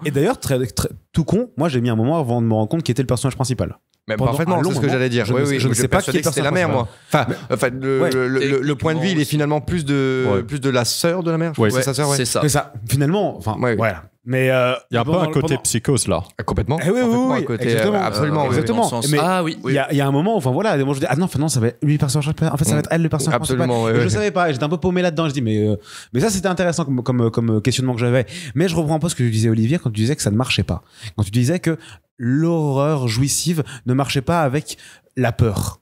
C'est un peu ça que tu disais tout à l'heure, que c'était un je- petit peu l'opposition. En fait, Reprends tes mots. En fait, je suis extrêmement chiant par rapport à ça. Je disais, Ah oui, je t'emmerde. je disais simplement qu'il y avait un ou deux moments qui ne correspondaient pas du tout avec ce que tu viens de dire. C'est-à-dire qu'au lieu d'avoir des personnages qu'on veut juste simplement tuer, on a véritablement des gens avec qui on s'attache et où il y a une certaine blessure Ouais. lorsque des choses atroces les arrivent. Exactement. Et c'est ça, en fait, le point où c'est pas vraiment un défaut, mais je dirais que c'est un mélange très particulier quand j'étais devant le film. C'est, je suis attaché au perso. J'ai vraiment pas envie qu'ils crèvent. Genre, ils sont vraiment bien développés. Genre, ils sont vraiment attachants. Ils sont originaux. J'ai pas vu ces archétypes. Ce sont des archétypes de personnages que j'ai pas l'habitude de voir. Enfin, voilà, je suis investi. Et en plus, tout va bien. Et d'un autre côté, je suis dans un Evil Dead. Et là, c'est parc d'attractions pour charcuterie. Ouais. Et puis tous. Et puis et donc je vois que le film m'invite à jouir Oui. de cette expression d'hémoglobine. Et j'en jouis parce que c'est vraiment bien fait aussi. Mais du coup, je suis face à cette espèce, comme tu dis, d'opposition Mais exactement. entre je suis attaché à ces persos, j'ai envie de les voir survivre, et en même temps, c'est vachement drôle de les voir se faire découper la gueule. Et en fait, du coup, je ne sais pas. C'est pas exactement drôle dans la mesure où on vient pour voir un Evil Dead. Enfin, on pourrait y aller pour juste passer un bon moment de Schadenfreude où on voit des gens se faire tuer. Mais il y a également une jouissance énorme dans le véritable horreur. L'horreur, c'est horrifique. Ouais. Lorsqu'on s'en fout des personnages et qu'on les voit se faire tuer, c'est pas vraiment horrifique au final. Ouais. Si on arrive à véritablement être terrifiant, et surtout dans Evil Dead, c'est genre, n'emmène pas ta fille de 7 ans voir ce film. C'est véritablement... Tu peux avoir confiance en ta mère. Hein. Yeah, exactly. Dans mon cinéma, moi, il est interdit au moins de 16 ans. Hein. Ah oui, il était interdit.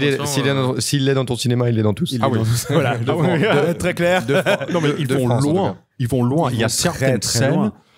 C'est voilà, incroyable. Le climax est waouh, magnifique. Yeah, mais c'est ça qui m'a très bien pensé en plus. C'est très bien pensé. Super référence à un moment. Et en plus, oui. On parle de laquelle parce que moi j'en ai une en tête. L'ascenseur. Oui. Oui. Il y a celle-là. Moi je pensais pas à celle-là. est-ce que t'as vu la référence? Bon, alors celle-là, je pense Yeah, que ça c'est pas un spoil parce que je pense qu'on l'a vu à un moment. Il y a une référence, je ne dis pas où, à l'échelle de Jacob aussi que j'ai beaucoup apprécié. Yes. Je sais pas si où c'est. J'ai pas vu l'échelle de Jacob. Ah bah tu vas la regarder tout de suite et tu vas arrêter ce podcast. Non, Je vais voir l'échelle de Jacob. Mais il y avait un truc qui m'avait énormément étonné, c'est qu'il y a un... On voit ça dans celui de Fédéral, sans spoiler, mais il y a un schéma, un sorte de leitmotiv qui revient dans les films de Evil Dead. Il y a une sorte de scène qu'on voit plusieurs fois. Et dans celui-là, dans Evil Dead Rise, c'est comme si on a commencé à faire cette scène et on n'y va pas jusqu'au bout. Et ça m'avait énormément étonné pour un film qui, au contraire, pendant tous les autres, dans tous les autres éléments, vont vraiment, vraiment loin. Je dirais pas, peut-être qu'ils ne sont pas aussi extrêmes que chez Fede Alvarez. Oui, mais là, celui-là, il est très violent. Je l'ai revu récemment, c'est très, très violent. Il est extrêmement violent. Mais Evil Dead Rise est encore plus horrifique dans la mesure où là, on s'attache véritablement au personnage. Ouais. Et en même temps, je suis un petit peu, je suis d'accord avec toi. On s'attache au perso, du coup, les voir passer outre-tombe, ça nous, c'est horrible. Vraiment, t'es impliqué dans le truc. Mais du coup, je trouve que le côté plus comique de l'horreur, comme on a vu avec l'œil, qu'on peut voir avec la caméra, disons ce que fait Evil Dead depuis le début, les plans cultes de Evil Dead, la caméra qui arrive très vite sur les persos, l'œil qui tombe, enfin le gore burlesque en fait, un petit peu. Ben je le trouve peut-être. Est-ce qu'il est vraiment adapté si jamais je suis attaché à ces personnages? Non. C'est un peu ambigu, tu vois. Et j'ai ce truc-là. C'est marrant, moi j'ai beaucoup écouté là tout ce que vous venez de dire et c'est marrant, je crois ne pas être spécialement d'accord sur le côté ultra attachement au personnage parce que sans les citer, parce qu'on va pouvoir deviner après qui meurt, tout ça, mais il y a certains personnages, je ne crois pas du tout à leur peur, c'est-à-dire que je les trouve d'une lucidité phénoménale face à des choses qui arrivent. Bon, heureusement c'est pas la majorité des personnages, mais il y en a 2 vraiment, où je n'y crois pas une seule seconde, et que ces deux personnages meurent ou pas. Je dis pas si ça arrive, de toute façon vous savez pas c'est lesquels, mais je me suis pas senti particulièrement impliqué chez eux. Moi par la seule par la seule présence du personnage horrifique premier, donc je vais pas dire qui c'est, mais le principal, vous voyez très bien de qui je veux parler. Elle, par sa seule présence et ses interactions et ses dialogues, comme les idées que tu as donné Tanguy tout à l'heure, j'ai réussi à être véritablement terrifié. En revanche, les autres personnages dont je parlais ne m'ont pas convaincu dans l'idée de j'ai peur pour eux. Mais en fait, on est tous d'accord avec toi, je pense, dans la mesure où ces personnages, y compris la petite fille... Petite fille qui, elle, je n'inclus pas dedans. La petite fille, il y a ce côté extrêmement naïf, bon ça c'est purement personnel, qui est vraiment très très bien amené avec elle, qui fait que elle, vraiment, j'ai pas envie. Je l'ai pas trouvé si naïf que ça, justement. Moi, non, mais je veux dire, juste par le personnage de petite fille et quand même un petit peu, moi je. Ah, mais on parle pas de la même chose en fait. Je viens de me rappeler de la petite fille. Ouais. Mais en fait, on parle pas exactement de la même chose dans la mesure où là, je parle pas des personnages en soi. Je parle de leur. Peut-être c'est moi qui t'ai mal compris, mais de leur réaction à toute cette horreur, dans la mesure où ils sont remarquablement sang-froid, à un point où on ne croit pas. Je crois que c'est ce que j'ai dit, non? D'accord, alors c'est ça dont je veux parler. Même la petite fille, comment dire... Sauf la petite fille, moi je pense à ces deux frères et sœurs. Mais la petite fille dans cette situation, y compris les frères, le frère et la sœur, on dirait des Navy Seals. Complètement. Tu vois ce que je veux dire? Genre, quand même pas. Ils sont d'une lucidité phénoménale. Les personnages dans Dog Soldiers étaient moins calmes que ces gens-là. Genre, tu vois ce que je veux dire? Genre, ils voient imagine ça t'arrive. Ça, genre, tu es dans Evil Dead Rise. Donc, je vais pas aller dans les spoilers, mais ce que tu vois est absolument atroce. Tu ne vas pas, 5 secondes plus tard, être en mode... Putain! On aurait dû fermer ce livre. Putain! Ouais, après, et on va écouter le troisième disque. Allez, quitte à être là. Pour défendre justement ce côté-là, parce que je suis aussi d'accord qu'ils auraient pu pousser un peu plus. D'un autre côté, c'est quoi? C'est le 5e film. Je me dis peut-être que justement, ils voulaient plus se concentrer sur le personnage de la sœur. Et du coup, ils ont un peu plus, on va dire, baissé les émotions chez les autres pour, je sais pas comment, non, c'est pas le bon terme du tout. Pour pas qu'ils empiètent sur elle, quoi, que genre on comprenne. C'est ça, en fait. Mais pour le coup, moi, je pense que le film se plaît très bien dans l'idée d'avoir ce flou entre qui va être le personnage principal, parce que ça marche vraiment, quoi. Je pense que Maxime aussi, où je me dis, mais non, en fait, c'est pas sur elle, tu vois. Et moi, je trouve que ça a super bien marché parce que on est complètement du point de vue de la mère au début. Pour finalement se retourner, je trouve ça très intelligent dans le côté on est attaché et en fait la voir devenir de la sorte dans laquelle elle devient, là c'est vraiment impactant. Par contre, pour les enfants, certains des enfants, ça a été moins le cas pour moi. On voit que c'est intéressant quand même de voir que sur cette je trouve la discussion qu'on a eue méga intéressante sur Evil Dead, parce que finalement ce qui est important c'est vraiment ce développement des personnages là, et puis comment c'est vraiment le point particulier de ce film là. C'est vraiment le développement des personnages et comment il arrive un petit peu à traiter, à faire l'équilibre entre le drôle, l'horreur absolue et un développement intéressant de personnages. Parce qu'on est tous d'accord pour dire quand même que niveau le film est très bon. On n'a pas juste dit comme ça. Le film est bon. Le film est bon. Ça, Scream, non, je vais pas parler. Le film est bon. Le film en fait, est très, très bon. Je vais juste faire une comparaison avec Scream 6, qui est aussi une suite de saga. Scream 6, tu sens que il fallait en faire un autre pour faire des frics. Là, tu as l'impression qu'il y a des vraies intentions. Et pour faire jouer Jenna Ortega aussi, un peu. Ouais, voilà, tu vois, genre... Mais en fait, tout ce que le dernier Scream a échoué, Evil Dead l'a réussi. Même le côté petite référence, même si on sait plein de ça, c'est assez subtil pour passer outre, alors que, bon, je sais que Scream, c'est toujours été méta, truc comme ça, mais t'as littéralement un cinéma rempli de toutes les références de tous les films. Et t'es vraiment là, oh, je connais ce personnage, waouh, il est apparu. Alors que ce qui est bien avec Evil Dead, c'est que ils ont pas repris Bruce Campbell, ils participent à la production, mais ils arrivent à justement laisser d'autres personnages prendre le devant de la scène en fait, et c'est ça qui est bien du coup. Ça renouvelle vraiment la saga. Alors que tu prends par exemple les Halloween, ils vont te ramener Jamie Lee Curtis, ils vont te ramener machin, pour le meilleur ou pour le pire. Je trouve ça passionnant. Voilà. Et non mais enfin voilà. Mais non mais c'est exactement ça. Je pense que c'est quelque chose de passionnant avec la saga Evil Dead, et moi j'ai découvert en voyant ce film. J'ai vu le 1 et le 2 pour l'occasion de ce film là, et du coup j'ai pu voir un peu ce dont Tanguy me parlait depuis très longtemps parce que j'adore ces films-là. Je suis très fan de ces films-là et c'est des très bons films. Et ce qui est passionnant en effet pour l'instant, ce que je vois avec Evil Dead, c'est que les réalisateurs qui ont succédé, surtout depuis les 2 remakes qu'il y a eu, remake, reboot, enfin bref, c'est que ils reprennent simplement le principe très simple de il y a un Necronomicon, il y a de la possession et on fait un peu ce qu'on veut avec ça. Enfin, c'est très ouvert, c'est très large. Le cadre. Et il y a un cadre de réalisation avec des références de façon de filmer l'horreur et tout, mais le cadre de réalisation est respecté et chaque réalisateur peut se l'approprier, peut vraiment aller dans une totale autre histoire, ne pas ramener les personnages, ne pas vouloir forcément faire des chapitres avec ne pas faire un MCU quoi en fait. Voilà. Vraiment. Et vraiment de pouvoir que chaque réalisateur se l'approprie et l'emmène dans un truc totalement différent. Enfin tu vois, ça pourrait être méga intéressant. Par exemple que Ari Aster s'approprie Evil Dead et qu'il fasse sa version. Alors, ce serait, je sais pas si ce serait bon. J'ai pas du tout envie de voir Evil Dead par Ari Aster. Je sais pas. C'est un cauchemar. T'es en enfer. C'est l'extrême. Gaspard Noé. Gaspard Noé. Lars von Trier. Gaspard Noé. Bellatar. Michael Haneke. Mais pourquoi pas? Non, tout sauf lui. Non. Barre-toi. Sors de là. James Gunn. Non, en vrai, James Gunn, je pense qu'il s'éclaterait. James Gunn s'éclaterait, je pense. James Gunn s'éclaterait. Mais tu vois, ça, c'est super.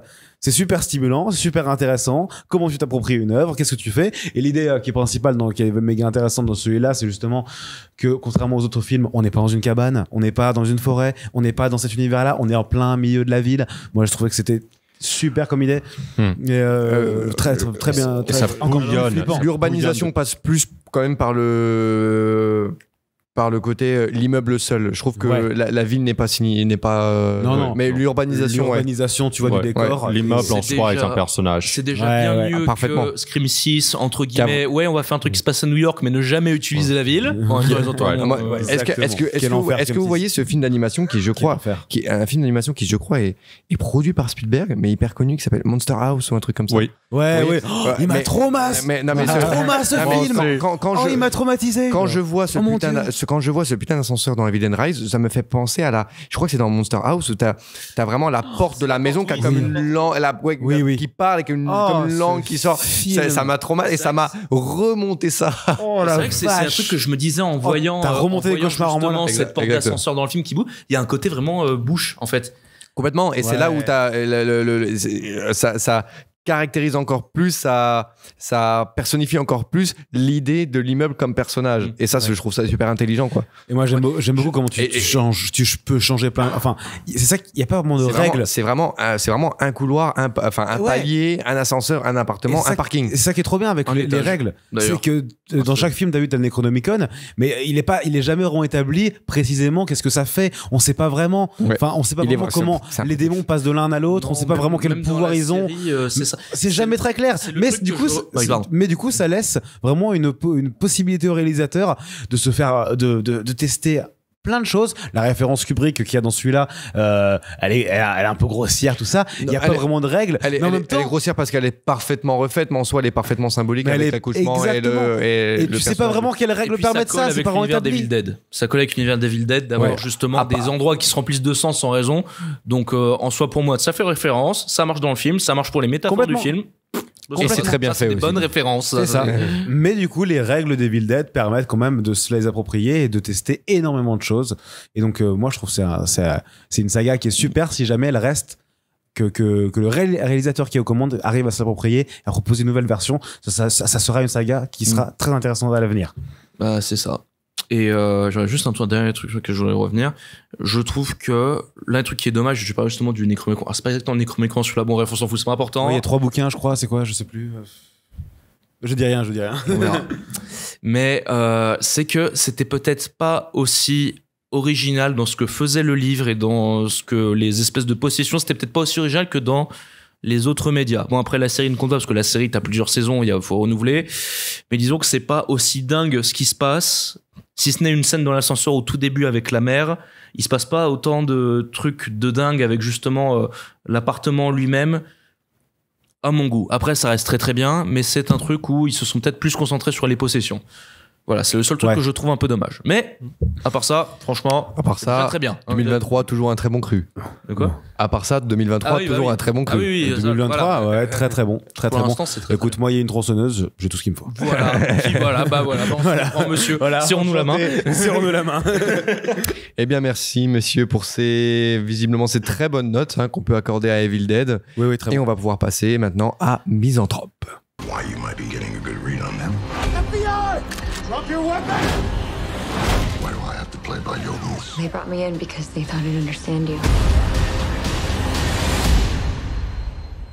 You making any progress? Well, I'm here.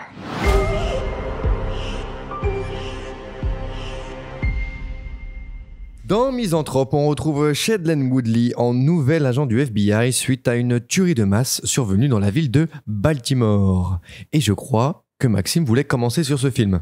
Tout à fait. Moi, c'est un film, dès que j'ai eu l'annonce, que j'ai vu les bandes annonces aussi, que j'ai très vite attendu et que je voulais vraiment, j'étais très très impatient de voir en salle, car c'est le nouveau film de Damien Zifron, qui est un réalisateur argentin, qui était réalisateur donc des Nouveaux Sauvages. C'est un film sorti en 2014 et qui avait un principe qui était très particulier, qui a fait énormément de bruit à l'époque. C'est-à-dire que c'est une suite de 6 courts-métrages, sans aucun lien entre eux dans le film, et qui vont amener à 6 situations, comment on pourrait dire ça, de pétage de câbles de personnes dans des situations précises, dans des situations qui vont les amener à vraiment péter un câble. C'est très compliqué un petit peu à résumer, mais Un état de rupture. exactement, en fait un état vraiment où ils vont exploser ou imploser et par rapport à la situation. Et c'était 6 petits courts-métrages qui formaient un tout, un film, et qui était passionnant à regarder. Et quand on pouvait voir le film avec un peu plus de recul, on se rendait compte que le film était une critique très acerbe d'un système capitaliste, d'un système de classe, car à travers les courts-métrages, on passe du bas de la société, du tout en bas de l'échelle, et petit à petit, à chaque court-métrage, en fait, on va remonter en haut de l'échelle sociale pour finir tout en haut. Et à travers ces 8 petites histoires qui, en elles-mêmes, tu pourrais peut-être, qui sont déjà extrêmement simples, extrêmement fun à suivre, extrêmement bien réalisées, sont voilà, très très agréables, mais en plus avec un vrai système, avec un vrai discours, de par sa façon d'être réalisée, qui parle du système, qui parle de la bête en nous, qui parle de nos ténèbres et notre bestialité. Et je trouvais ça merveilleux. Moi, c'est un de mes films préférés ever. Il est dans mon top 10 Ah oui, quand même. de mes films préférés. Sans aucune objectivité, hein, c'est juste que je l'ai découvert à une époque et où je me suis vraiment dit waouh, on peut faire ça, c'est taré, c'est trop bien. Je pense vraiment que c'est un film évidemment que je conseille à tout le monde parce qu'il est extrêmement bien fait, il est minutieux, il est pour tout public et il cache un sous-texte quand tu peux arriver à le regarder. Moi, j'ai découvert cet aspect de classe très récemment, alors que je l'ai vu il y a plus de 10 ans. Donc voilà, bref, tout ça pour dire que Les Nouveaux Sauvages, moi, c'est un de mes films préférés, c'est un film exceptionnel et j'étais donc comme un fou quand j'ai vu que c'était Damien Zifron qui allait réaliser le film Misanthrope. Misanthrope qui n'est pas le titre original d'ailleurs. Misanthrope, c'est le titre français, mais To Catch a Killer. To Catch a Killer, c'est ça qui était le titre original. Donc je sais pas trop pourquoi on a traduit comme ça. Parce Alors, que je crois que c'est l'adaptation d'un livre en fait. Je crois que j'ai vu ça passer. Ah, peut-être, j'avoue, je sais pas. Mais pas de Misanthrope en tout cas. Ça n'a rien à voir avec la pièce. Enfin, ça. Ah si, ça a à voir Quand sur... on voit le film, si. Si, oui, ça a à voir, mais adaptation au titre, enfin bref, c'était pas l'intention originale de l'auteur. Mais quand tu as vu que c'était ce réalisateur qui allait être sur un tel film un peu à la Seven et tout, qu'est-ce que tu t'es dit en ayant vu Les Nouveaux Sauvages, qui n'est, sans l'avoir vu, j'imagine pas un film qui va vraiment être dans ce genre-là? Bah déjà très intéressant, je me dis le gars va dans un tout autre style et en même temps pas tant que ça. Et on va pouvoir le reconfirmer en parlant du film, il va pas à ce point dans un autre style.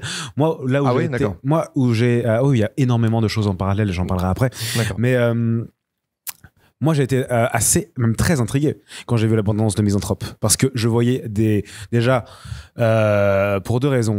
Aujourd'hui, le polar, avec le serial killer qui va tuer des personnes et puis les policiers, le bon flic et le méchant flic qui vont essayer de le retrouver, et le personnage principal qui est un peu lié au tueur, qui va avoir peut-être un lien particulier avec lui pour essayer de le retrouver. C'est un scénario qu'on voit depuis 30 ans, qu'on a déjà vu, qui est le scénario de base du film noir du policier à la recherche d'un serial killer. De base, mais dont on sait que c'est très très compliqué à bien faire. Oui. Et moi, je trouve que même si c'est un schéma de base, il est rarement aussi bien fait. Exactement. c'est quelque chose Et de... c'est pas quelque chose qui va me déranger. Si c'est C'est- vraiment bien fait, oui. Exactement, mais parce que c'est quelque chose qui est très très codé. C'est un genre au cinéma qui est un vrai genre unique, qui n'appartient qu'au cinéma, qui est extrêmement codifié dans la façon d'être représenté. Et déjà, moi je me dis, ok, c'est intéressant de vouloir sortir ça aujourd'hui parce que justement, c'est un film qu'on a déjà vu. Donc qu'est-ce que tu as d'autre chose à dire là-dessus? Et en plus, c'est là où je me dis le mec a de l'ambition, c'est que j'ai vu dès la bande-annonce les plans zénithaux de la ville qui étaient extrêmement stable, qui est complètement zénital sur la ville et sur les tueries. Et quand tu vois ça dans un film de serial killer, tu penses tout de suite à Zodiac. Et je me dis, ok, le mec a son deuxième film, il se compare à David Fincher. David Fincher qui est vraiment Dieu sur terre en termes de films de films de psychopathes, de films de serial killer, parce que je pense moi ne m'être jamais remis de Seven ou de Zodiac, et je pense pas vraiment que en 10 ans on ait fait mieux. Je pense vraiment que Fincher a atteint Est-ce qu'il se compare ou est-ce qu'il fait hommage? moi je pense pas qu'il se dit je fais mieux que lui. Je pense pas au moment qu'il se dit ça. Je pense que déjà celui qui dit ça, il est faux. Enfin, ça c'est pas vrai. On ne peut pas faire mieux que Fincher. Mais je me dis juste, il s'inscrit dans la lignée. Et il est conscient de l'héritage dans lequel il s'inscrit. Oui. Et c'est là où je me dis, ok, c'est quelqu'un qui sait. C'est-à-dire, ce que je veux dire, c'est qu'il sait que c'est un genre qui est surreprésenté, qui est plus à la mode. Il sait qu'est-ce qui a déjà été fait. Et il me dit déjà, rien qu'à l'abondance, il dit, je sais que le meilleur a été fait, mais j'ai encore quelque chose à dire. Moi, je suis très impatient déjà de voir ça. Absolument. Et puis j'expliquerai après pourquoi le film est incroyable. Et très similaire à Evil Dead, le film est un throwback. C'est le genre de film, on s'attendrait à le voir dans les années 90, dans la mesure où c'est un thriller qu'on ne voit pas énormément aujourd'hui, un truc de serial killer, avec un personnage féminin qui a un fond éthique qui est très fort. C'est profondément une bonne personne, mais qui est hantée par X ou Y. Et on fait souvent on va dire, les profs de cinéma disent souvent que c'est une représentation de l'Amérique à l'époque. Je ne vais pas digresser là-dedans, mais... Les insectes sous la pelouse... c'est pas exactement ça. C'est très similaire. Tu vois, oui. Je viens de comprendre. Blue Velvet, c'est totalement... C'est un très bon parallèle, mais c'est pas la même chose. C'est parce que c'est l'inverse. Dans la mesure où on dit qu'au fond, il y a la bonté, mais à l'extérieur, il y a le mauvais. Et ça, c'est je suis pas très d'accord. Oh, okay, parce que j'aimerais beaucoup débattre par rapport à ça. Peut-être tu vas me changer mon avis, mais ça, c'est ma première impression. Mais en tout cas, il y a même, comme tu as dit, des références, et il reconnaît que on a fait ce que je vais faire, on l'a fait avant. Il y a une référence, c'est très subtil, au Silence des agneaux. Des agneaux, pardon. Ouais. Au tout début, clairement. Et qui marche très bien, où on la voit. Au début, on a Stark, Jodie Foster, qui est en train de courir dans les bois et qui s'épuise, mais qui continue. Et ça, c'est pour montrer simplement sa persévérance. Merci. Et on voit exactement pareil, sauf dans un monde urbain, comme dans Evil Dead Rise, où elle est en train de courir dans l'escalier qui est rempli de fumée. Et donc, ça se voit que cette fille, elle a une détermination de dingue en elle. Et on va le voir à travers le film, et surtout à la fin. Et c'est là où on reprend les codes de avant, et des codes qui marchent extrêmement bien. Ouais. Je dirais que le seul truc, c'est que quand le réa, qui est très, très, très doué, va dire « j'ai quelque chose en plus à dire je ne sais pas si c'est véritablement le cas. Dans la mesure où moi, j'ai l'impression d'avoir lu un roman gare qui est très, très bien écrit, dans la mesure où les plans zénithales sont géniaux, il y a une structure ciselée et léchée. Ben Mendelsohn et Shailene Woodley sont géniaux. C'est le mot. Ouais, ils sont géniaux. Je fais remarquer un truc qui m'a vraiment sauté aux yeux à la fin du visionnage. Il n'y a pas une seule scène de ce film qui ne sert à rien. Il n'y a pas une seule scène qui ne sert à rien. Il y a 2 heures. ça passe en 20 minutes. Enfin, Ouais, ça, Vraiment, ça- Tu tombes dedans. tu tombes dedans. un rythme parfait, comme un il a dit, rythme. très bien ciselé. Excellent, vraiment. Yes. C'est au poil. Et je refais le parallèle avec Les Nouveaux Sauvages, parce que dans Les Nouveaux Sauvages, c'était des courts-métrages et qui sont tous méga efficaces parce que ça dure 15 minutes. Il faut que tu caractérises les personnages en très peu de temps. Et j'ai revu ça dans celui-là. Tu sens vraiment qu'il a appris des Nouveaux Sauvages et de sa carrière de court-métrage en général. C'est qu'il arrive à caractériser les personnages en 2 répliques, en 2 minutes. Et juste le personnage principal, il a dit tout. T'as dit, il dit tout à sa présentation. Mhm. Quand est-ce qu'on la voit la première fois? Elle est en train de...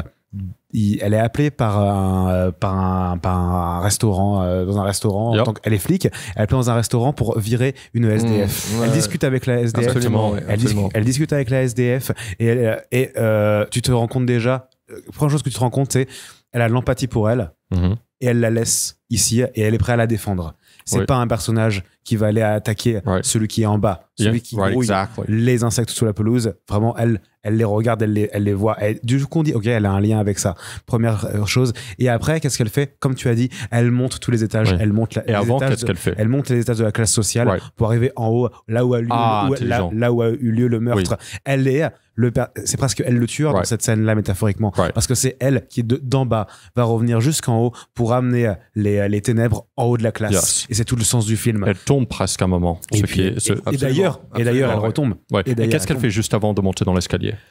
Elle va sortir son portable, Filmer tous les gens. modernité, Ouais. filmer tous les gens. Et donc, non seulement est-ce que c'est une fille qui a une persévérance énorme, mais elle est également intelligente. Elle est consciencieuse. Ouais. Right. Et ça, c'est la raison pour laquelle, c'est pas vraiment un spoiler, mais que quand Ben Mendelsohn va la prendre et va dire, je veux que tu m'aides avec ton FBI, mon investigation. Ouais.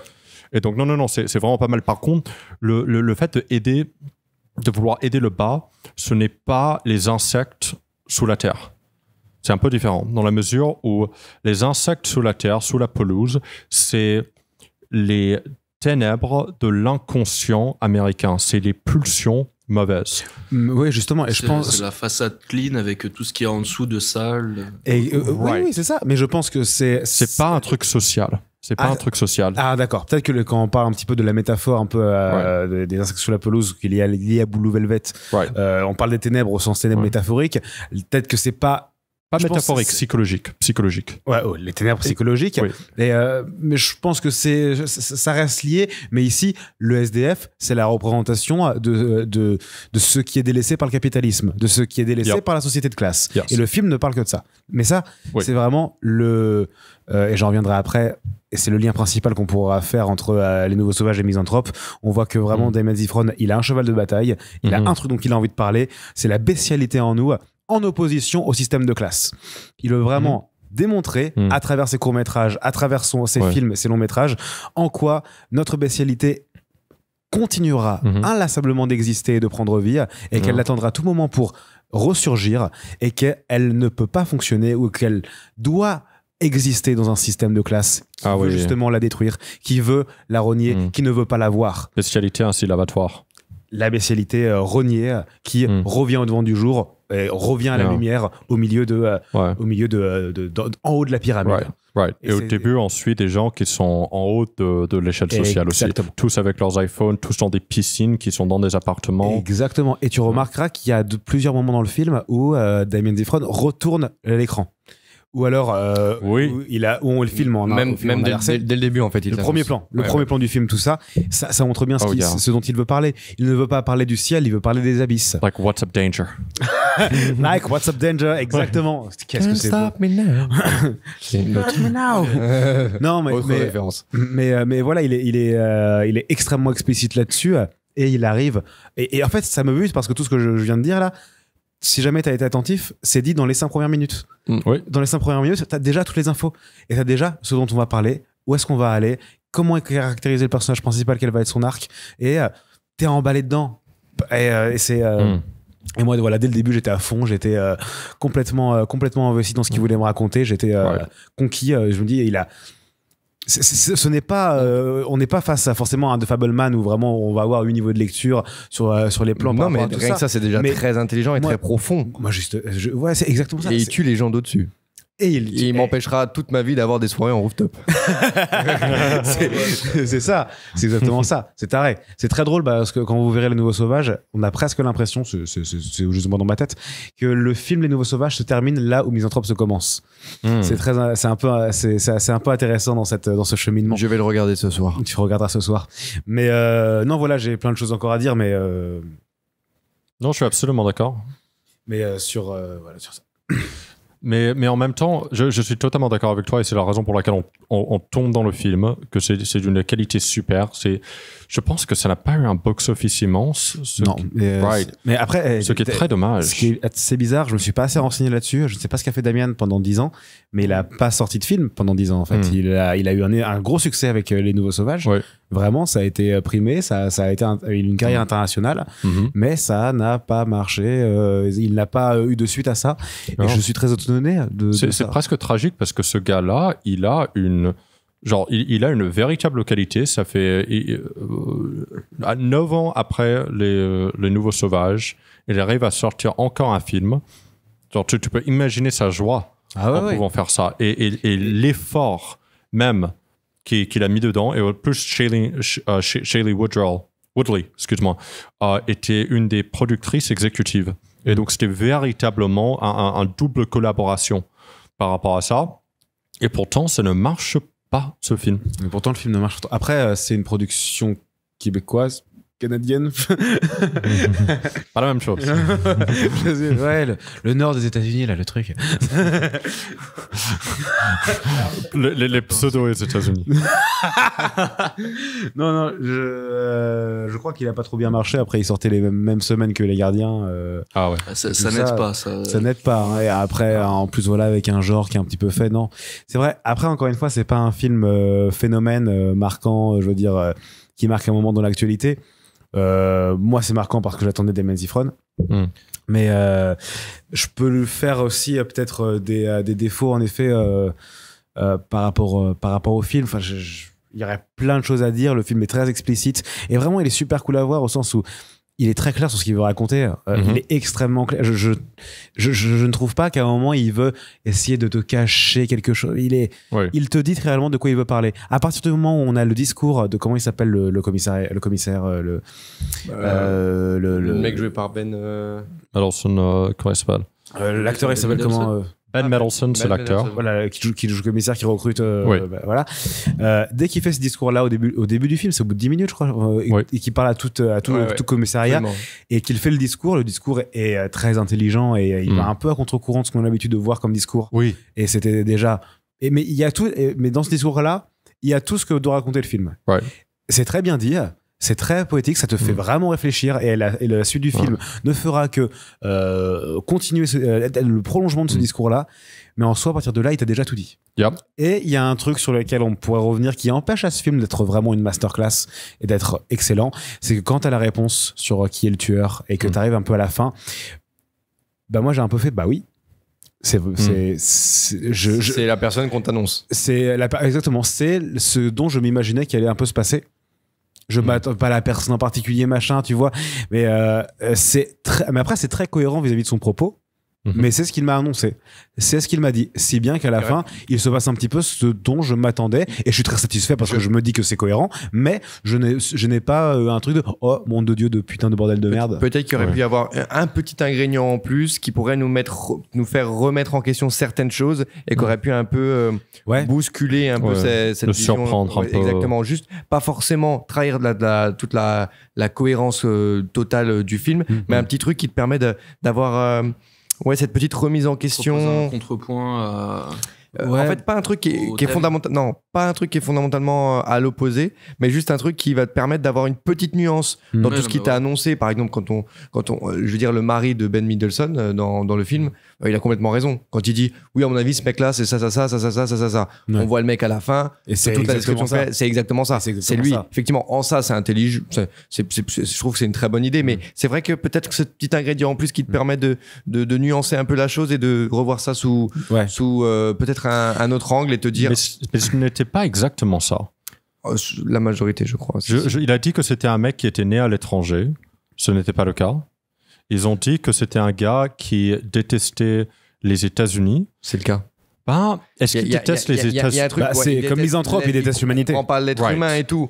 Il comprend pas l'être humain et tout ça, il a un problème avec. Mais il y a beaucoup de ces choses, de ces caractéristiques des humains qu'il n'aime pas, qui viennent des États-Unis. Tout comme le dit le mari, qui dit. Le mari parle de soft power, de consumérisme, et ça, ce n'est pas du tout le discours.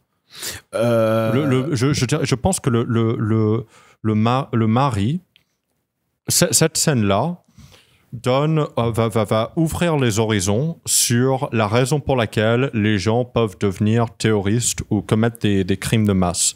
Mais avec le personnage à la toute fin, c'est différent dans la mesure où, comme c'est où il va au début lorsqu'on a tous les meurtres, et on dit cherche pas quelqu'un de particulier. Ouais. Ce mec-là a tué des gens random, toutes sortes de personnes. Ce gars est misanthrope. C'est contre l'humanité, c'est contre la société. Là, à la fin, on trouve ce mec-là. Ce n'est pas un tueur politique, c'est un tueur... Bon, humaniste n'est pas le bon terme, mais c'est anti-humain, ce gars. Ce n'est pas anti-Amérique. Mais surtout qu'il est dépourvu de sens. Enfin, sans rentrer sur ce qu'est le tueur et sur ce qu'il représente. Mais il exprime exactement ce dont on nous avait annoncé, c'est-à-dire vraiment les peurs fondamentales de la société. Mais là où le film, il est vraiment intéressant, et je pense que c'est pour ça qu'il a été fait, c'est quel discours il a par rapport à ça. C'est bien comment, en l'occurrence l'Amérique, regarde ces tueurs-là, et quel regard on porte sur eux. Mais l'Amérique, comme le monde entier. Comment nous, on regarde, et qu'est-ce qu'on voit derrière ces psychopathes? Qui sont les psychopathes? Qu'est-ce que c'est que cette psychopathie? Et finalement, ça rejoint ce que veut dire Damien Zinfrod en général sur le mal en nous. Voilà. Mais bon, pour le mal en nous, ça, c'est un thème qu'on a beaucoup parlé au cinéma. Allez voir un film de Kubrick, vous allez être en dépression, vous allez comprendre. Et là, c'est où est la part un peu de psychopathe aussi en chacun de nous. Et aussi, et la scène du raid chez l'adolescent. Oui. Voilà, incroyable cette scène, je dis pas plus. Elle résume tout. Elle résume exactement tout ça.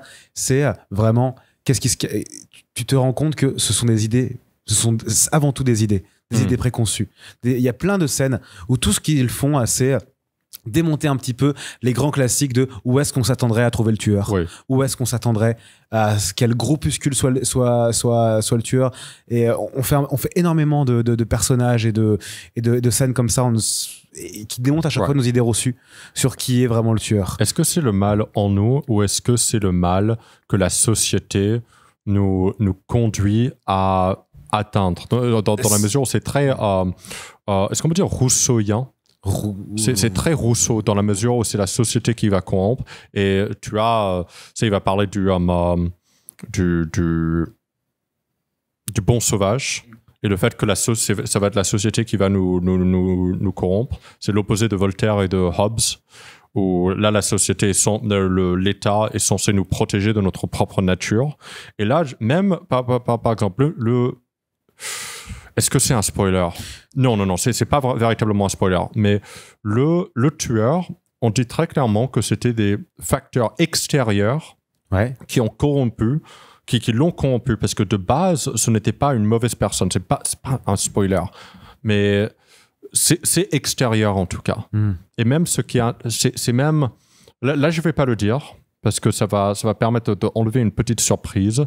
Mais si les gens le regardent, ils vont voir ce que je veux dire, dans la mesure où ils vont même un peu au-delà de simplement juste parler de la société, dans la mesure où la chose qui lui mène à devenir misanthrope est surprenant. Ouais, mais je pense que la question que tu poses, c'est la question que nous pose directement le réalisateur, et je pense qu'elle est complètement ouverte, cette question. Et déjà, c'est méga intelligent de nous laisser nous-mêmes apporter cette réponse-là, parce que dans l'opposition entre l'héroïne et le tueur, il y a ce questionnement-là, et c'est en fait, est-ce que le mal, la bestialité, le sauvage en nous peut exister dans cette société-là? Est-ce qu'il peut exister? Et comment le faire exister? Et c'est un peu cette opposition-là. Et d'où vient cette sauvagerie? Est-ce que c'est la société ou est-ce qu'elle est innée? Enfin, c'est des questions qu'on doit se poser, qu'il faut se poser, Oui. qu'amène le film en déconstruisant tous les le discours du commissaire au début, en Right. déconstruisant tous les idées reçues qu'on pourrait avoir, surtout ces dernières années. Et le film sort à une époque où il y a eu pas mal d'attentats, Oui. où il y a eu justement, ce sont des peurs qui sont un peu partout, où il y a des débuts de guerre qui peuvent arriver, où il y a Ouais. des conflits. Ensauvagement de la société immense. Exactement. Un ensauvagement général partout, dans tous les sens, qui vient. Et derrière tout ça, qu'est-ce qui est le fond de ça? Quelles est les ténèbres à l'origine de ces mouvements-là? Enfin, tout ça, c'est des questions auxquelles le réalisateur, je trouve, intelligemment ne répond pas, mais auxquelles il nous présente des pistes. Il y en a une auquel vachement intéressante. je ne dirais pas qu'il le dit explicitement, mais quand même, on dit explicitement que le méchant était bien avant et que c'était quelque chose extérieur qui a eu un impact neurologique, on va dire, sans aller dans les détails, qui l'a fait devenir comme ça. En revanche, pour le personnage de Woodley, là, on ne sait pas. Parce que c'est ça qui est intéressant, parce que l'héroïne a également un démon en elle, ce qui lui rend très intéressant. Et là, on se rapproche de Blue Velvet. Et cette idée que mélangée avec cette éthique qui est en fait très sincère, l'éthique, c'est masculin ou féminin? Un éthique ou une éthique?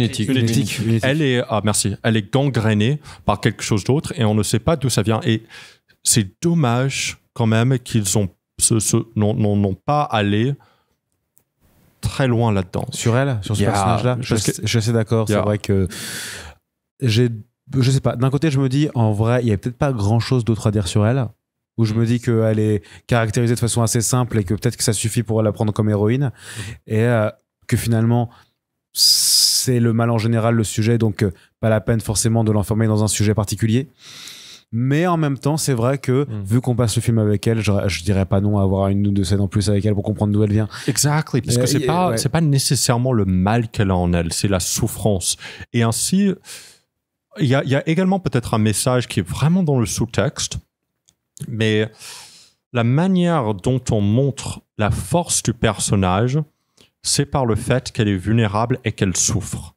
Dans la mesure où elle a vécu des choses, on ne le dit jamais, elle a vécu des choses très dures, ça on peut l'imaginer, mais elle ne devient pas misanthrope, elle n'extériorise pas, elle n'a pas de rancœur envers le monde, bien au contraire, elle a, on va dire, une rancœur qui est visée vers elle. Elle prend des drogues, elle se coupe, elle se mutile, et c'est pas vraiment un spoiler ça, non? C'est au début, ça va, mais nous n'irons pas plus loin. Oui, on va pas aller plus loin. Nous n'irons pas plus loin. Ouais, on n'irait pas trop loin par rapport à ça. Mais donc, même si il y a le manque, on va dire un manque de stoïcisme qui lui permet pas de ne pas se mutiler elle-même, elle a néanmoins une force qui est particulière. C'est qu'elle se permet de ne pas se croire au-delà des autres et de vouloir commettre un massacre parce qu'elle aurait pu. C'est ça qui est intéressant. Elle aurait pu attaquer les autres, mais en fait, elle attaque elle-même. Parce que, du coup, ce n'est pas du tout une anti-héroïne en soi. Parce que moi, c'est comme ça que j'avais interprété quand j'avais vu la bande-annonce, quand j'avais vu. Mais non, en fait, du coup, c'est vraiment un personnage qui c'est intéressant parce que c'est comme si elle est, comme tu le dis, elle aurait pu être programmée pour être une anti-héroïne et son chemin va être justement de voir comment elle ne le devient pas. Comment elle trouve une autre voie. Oui, parce que c'est un truc que je trouve plutôt intéressant de ce que je comprends du film, et de ce que je sais du film, c'est qu'il y avait absolument un film plus classique, ça aurait été le cliché de l'inspecteur qui prend de la drogue, qui est un peu bourré, qui est un peu moi un samedi soir, un peu violent, mais en fait non, du coup c'est quelqu'un qui est très très empathique, qui est très ça c'est plutôt intéressant comme et encore tu vas voir, mais par rapport au sujet du film, ça. Mais ça reprend un peu ce que je disais en général, c'est que il réadapte un genre de film comme le film noir de serial killer aujourd'hui. Et vraiment, il passe un bon moment, et même dans les personnages, même en général, à casser nos idées reçues sur d'où vient le mal. D'où vient le mal dans la société, d'où vient le mal en nous. Et tu vas voir, si tu regardes le film, comment il y a plusieurs scènes qui vont à contre-courant de ce qu'on attendait de ce commissaire, de ce qu'on imaginerait de lui. Et exactement pareil pour le personnage principal, pour tous les personnages. Et ça se fait très intelligemment. Ça résonne énormément parce que il y a... Je ne serais pas surpris si une grande majorité de gens, ça peut être aux États-Unis, comme ça peut être en Europe, en beaucoup de parties de l'Europe, peut-être pas l'Islande, mais ont l'impression que la société est en déclin. Et ce film-là, véritablement, ça résonne parce que ça va explorer ce sujet en posant des questions et aussi en disant des choses qui sont, comment dire, très audacieux, dans la mesure où le speech du commissaire, il dit explicitement ne cherche pas des boucs émissaires. Et il nomme même, on va dire, des extrémistes. Et il nomme plusieurs extrémistes. Il y a beaucoup de gens qui vont prendre offense à ça. Et qui vont dire, dans ce message, ce n'est pas nécessairement ce qu'ils ont envie d'entendre, parce que la nature humaine, le mal en nous, fait en sorte qu'on veut chercher des boucs émissaires. Exactement, oui, bien sûr. Et qu'on veut une excuse pour attaquer les gens. Et c'est super bien que le film nous mette face à ça, justement. La question n'est pas de savoir, justement, comment le mal est interprété. La question, c'est d'où vient-il ? Quelle est la vraie essence du mal ? L'essence du mal. Mon livre sort la semaine prochaine aux éditions Larousse. L'essence du mal. Qu'est-ce que le mal ? Le mal. En collaboration avec Jean-Paul Gaultier. non, enfin voilà, moi Misanthrope, c'est un film que je regarde avec énormément de plaisir. Je trouve qu'il y a énormément de qualité. Je pourrais juste dire une petite fin qui est un petit peu en dessous de ce que j'aurais aimé attendre. J'aurais aimé la masterclass, mais le film était extrêmement bon. Et surtout, j'espère que Damien Zifron va continuer de faire des films dans cette idée-là, parce qu'il a un sujet que je trouve passionnant, qu'il a abordé dans ces deux films pour l'instant. C'est vraiment notre bestialité, notre sauvagerie en opposition à une société de classe. Et je trouve que comment cette sauvagerie peut exister dans cette société-là, comment la sauvagerie peut exister en général dans une société. Donc c'est des sujets qui sont aujourd'hui, mais qui sont au centre de tous les débats aujourd'hui. Enfin, c'est un super sujet. Et là, pour l'instant, il a fait 2 films qui sont de très très bons films, dont un de mes préférés. Donc moi, j'ai très envie qu'il continue de produire et qu'il continue de réfléchir à cette idée-là et d'apporter des nouveaux points de vue sur cette idée-là, parce que moi, je suis très client. Surtout avec des acteurs qui sont aussi talentueux, parce que putain, on y croit à 100%. C'est tellement convaincant. Et tellement charismatique. Et c'est pas juste parce que je suis amoureux de Woodley. En fait, je suis un tout petit peu biaisé. Quand même. Mais d'ailleurs, elle avait complètement disparu. Ou alors j'ai peut-être loupé des films, mais après justement la période où elle était très très populaire. Avec Divergente. Mais oui, c'est elle. Oui. Parce que pour moi, je me rappelle, c'est là qu'elle était apparue la première fois, je crois, en public. Et après, il n'y a pas eu de film. Elle a fait Adrift. Elle a fait The Amazing Spider-Man 2. Ouais, elle est pas dedans. C'est bon. Et juste en défense limitée de la fin, parce que le film parle énormément de bestialité, il y a un moment où là véritablement pour un choix pour montrer la bestialité à la fin je vais pas le dire. Oui, je l'ai. Ça pour défendre la fin, là au moins il y a ce côté qui est tellement, on va dire, piquant et fort, viscéralement, que ça permet d'élever la fin un tout petit peu, pas autant. Je dis bien, la fin ne m'a pas déçu. Je trouve qu'elle conclut exactement de très bonne façon. Juste, j'avoue que j'ai mis des ambitions un peu hautes et j'aurais aimé qu'elle aille encore plus haut. J'aurais aimé un Seven, en fait, où quand tu vois la fin, la fin, et tu te rends compte que c'était prévu dès le départ. Et la fin te retourne en 1000 morceaux et t'éclates au sol. C'est pour ça que Fincher reste au-dessus. Mais j'aurais aimé ça, mais je ne peux pas reprocher à un film un truc que j'aurais aimé moi. Mais en même temps, voilà. En même temps, pour un thriller, si tu veux véritablement un thriller de qualité, il faut que la conclusion... Enfin, typiquement, on s'attend à ce que la conclusion élève le film et nous donne quelque chose de véritablement nouveau et qui fait en sorte que c'est un véritable thriller, dans la mesure... Ça c'est un thriller qui veut nous prendre aux tripes et de lancer un coup de poing. Avoir une fin ça n'a pas besoin d'être aussi glauque et nihiliste que dans Seven, et déprimant, mais quand même. Mais quand même, ça, tout de même, comme tu as dit avec l'exemple que tu as donné, ça reste cohérent, ça raconte quelque chose, ça nous dit quelque chose. Même la fin où, la toute fin, après la conclusion de l'enquête, dans le bureau, là où ça dit pareil, ça dit quelque chose, ça raconte, c'est percutant. Oui. Non, c'est très percutant. Et je me rends compte que en fait, elle a fait pas beaucoup de bons films là. Shailene Woodley là, mais machin. c'est pour ça, pour moi, elle a réapparu là. J'avais pas du tout vu que c'était elle. J'avais complètement, parce que ces films, je m'en bats les couilles. Mais Divergente, Nos étoiles contraires et À la dérive, bah. Oh la vache, j'avais ça. Ah, c'est elle dans Nos étoiles contraires. Ah, c'est vrai. Ça, c'est elle. je pense que je crois qu'elle a disparu après ça. Hein. Le Spectacular Now était vraiment pas mal. Elle a fait une série Big Little Lies jusqu'en 2019. Oui, ça c'était pas mal. Ça a eu un énorme succès. Ah ouais, apparemment.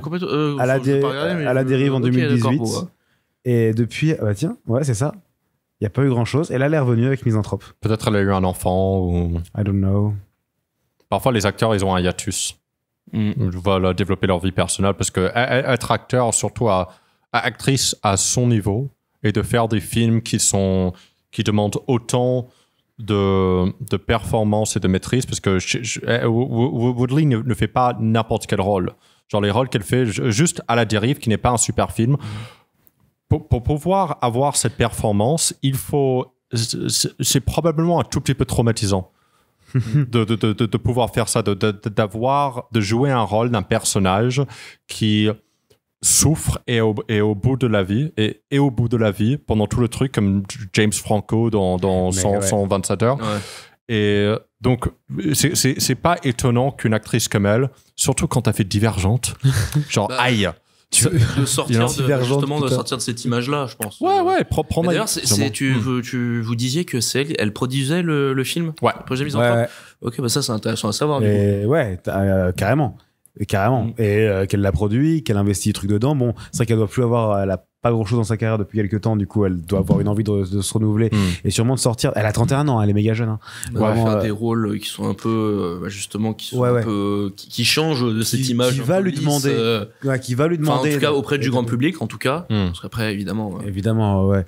Mais là, je suis étonné. J'avais pas du tout fait le lien que c'était elle qui jouait dans Divergente et tout. Moi, dans Divergente, je me suis juste dit, ok, c'est une meuf avec des cheveux faits au poil et puis du mascara en cheveux, alors qu'elle est censée être dans une prison du futur, mais elle a du mascara en se levant le matin, tout va bien. Enfin, Divergente, ouais, voilà.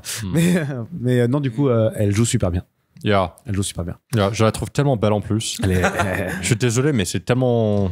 Je préfère Anya Taylor-Joy. Ok, moi aussi.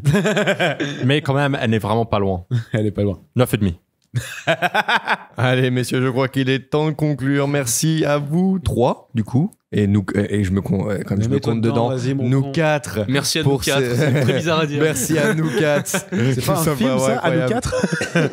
On devrait faire un podcast sur à nous quatre. Non. On devrait le voir ensemble, bourré. C'est le film d'horreur préféré de Olivier. C'est quand vous voulez qu'on fait ça? L'idée, c'est de faire. On a eu cette idée avec Céline. À nous quatre, Human Centipede. Ouais, bah oui, puis Serbian Film. Oui. Non. Et après Dora l'exploratrice, bah oui, allez, on y va. Non, mais on se fait un petit, je sais pas moi, petit truc d'horreur comme ça peut être fun. Eh ben, à voir. On voit que c'est vous qui montez les épisodes. Hein. Exactement, Maxime a parfaitement compris. Et donc merci à vous les gars, merci à l'Université Paris-Nanterre comme toujours pour le studio. Merci Nanterre. N'oubliez pas de nous suivre sur Instagram, YouTube et les plateformes de podcast. Bisous et à la prochaine. Bisous les gens, le monde, c'était cool. I am Groot. Allez voir le capitaine Volkonogov s'est échappé. Voilà, c'est tout. Bon, bah, dis donc, c'était trop bien. Ouais.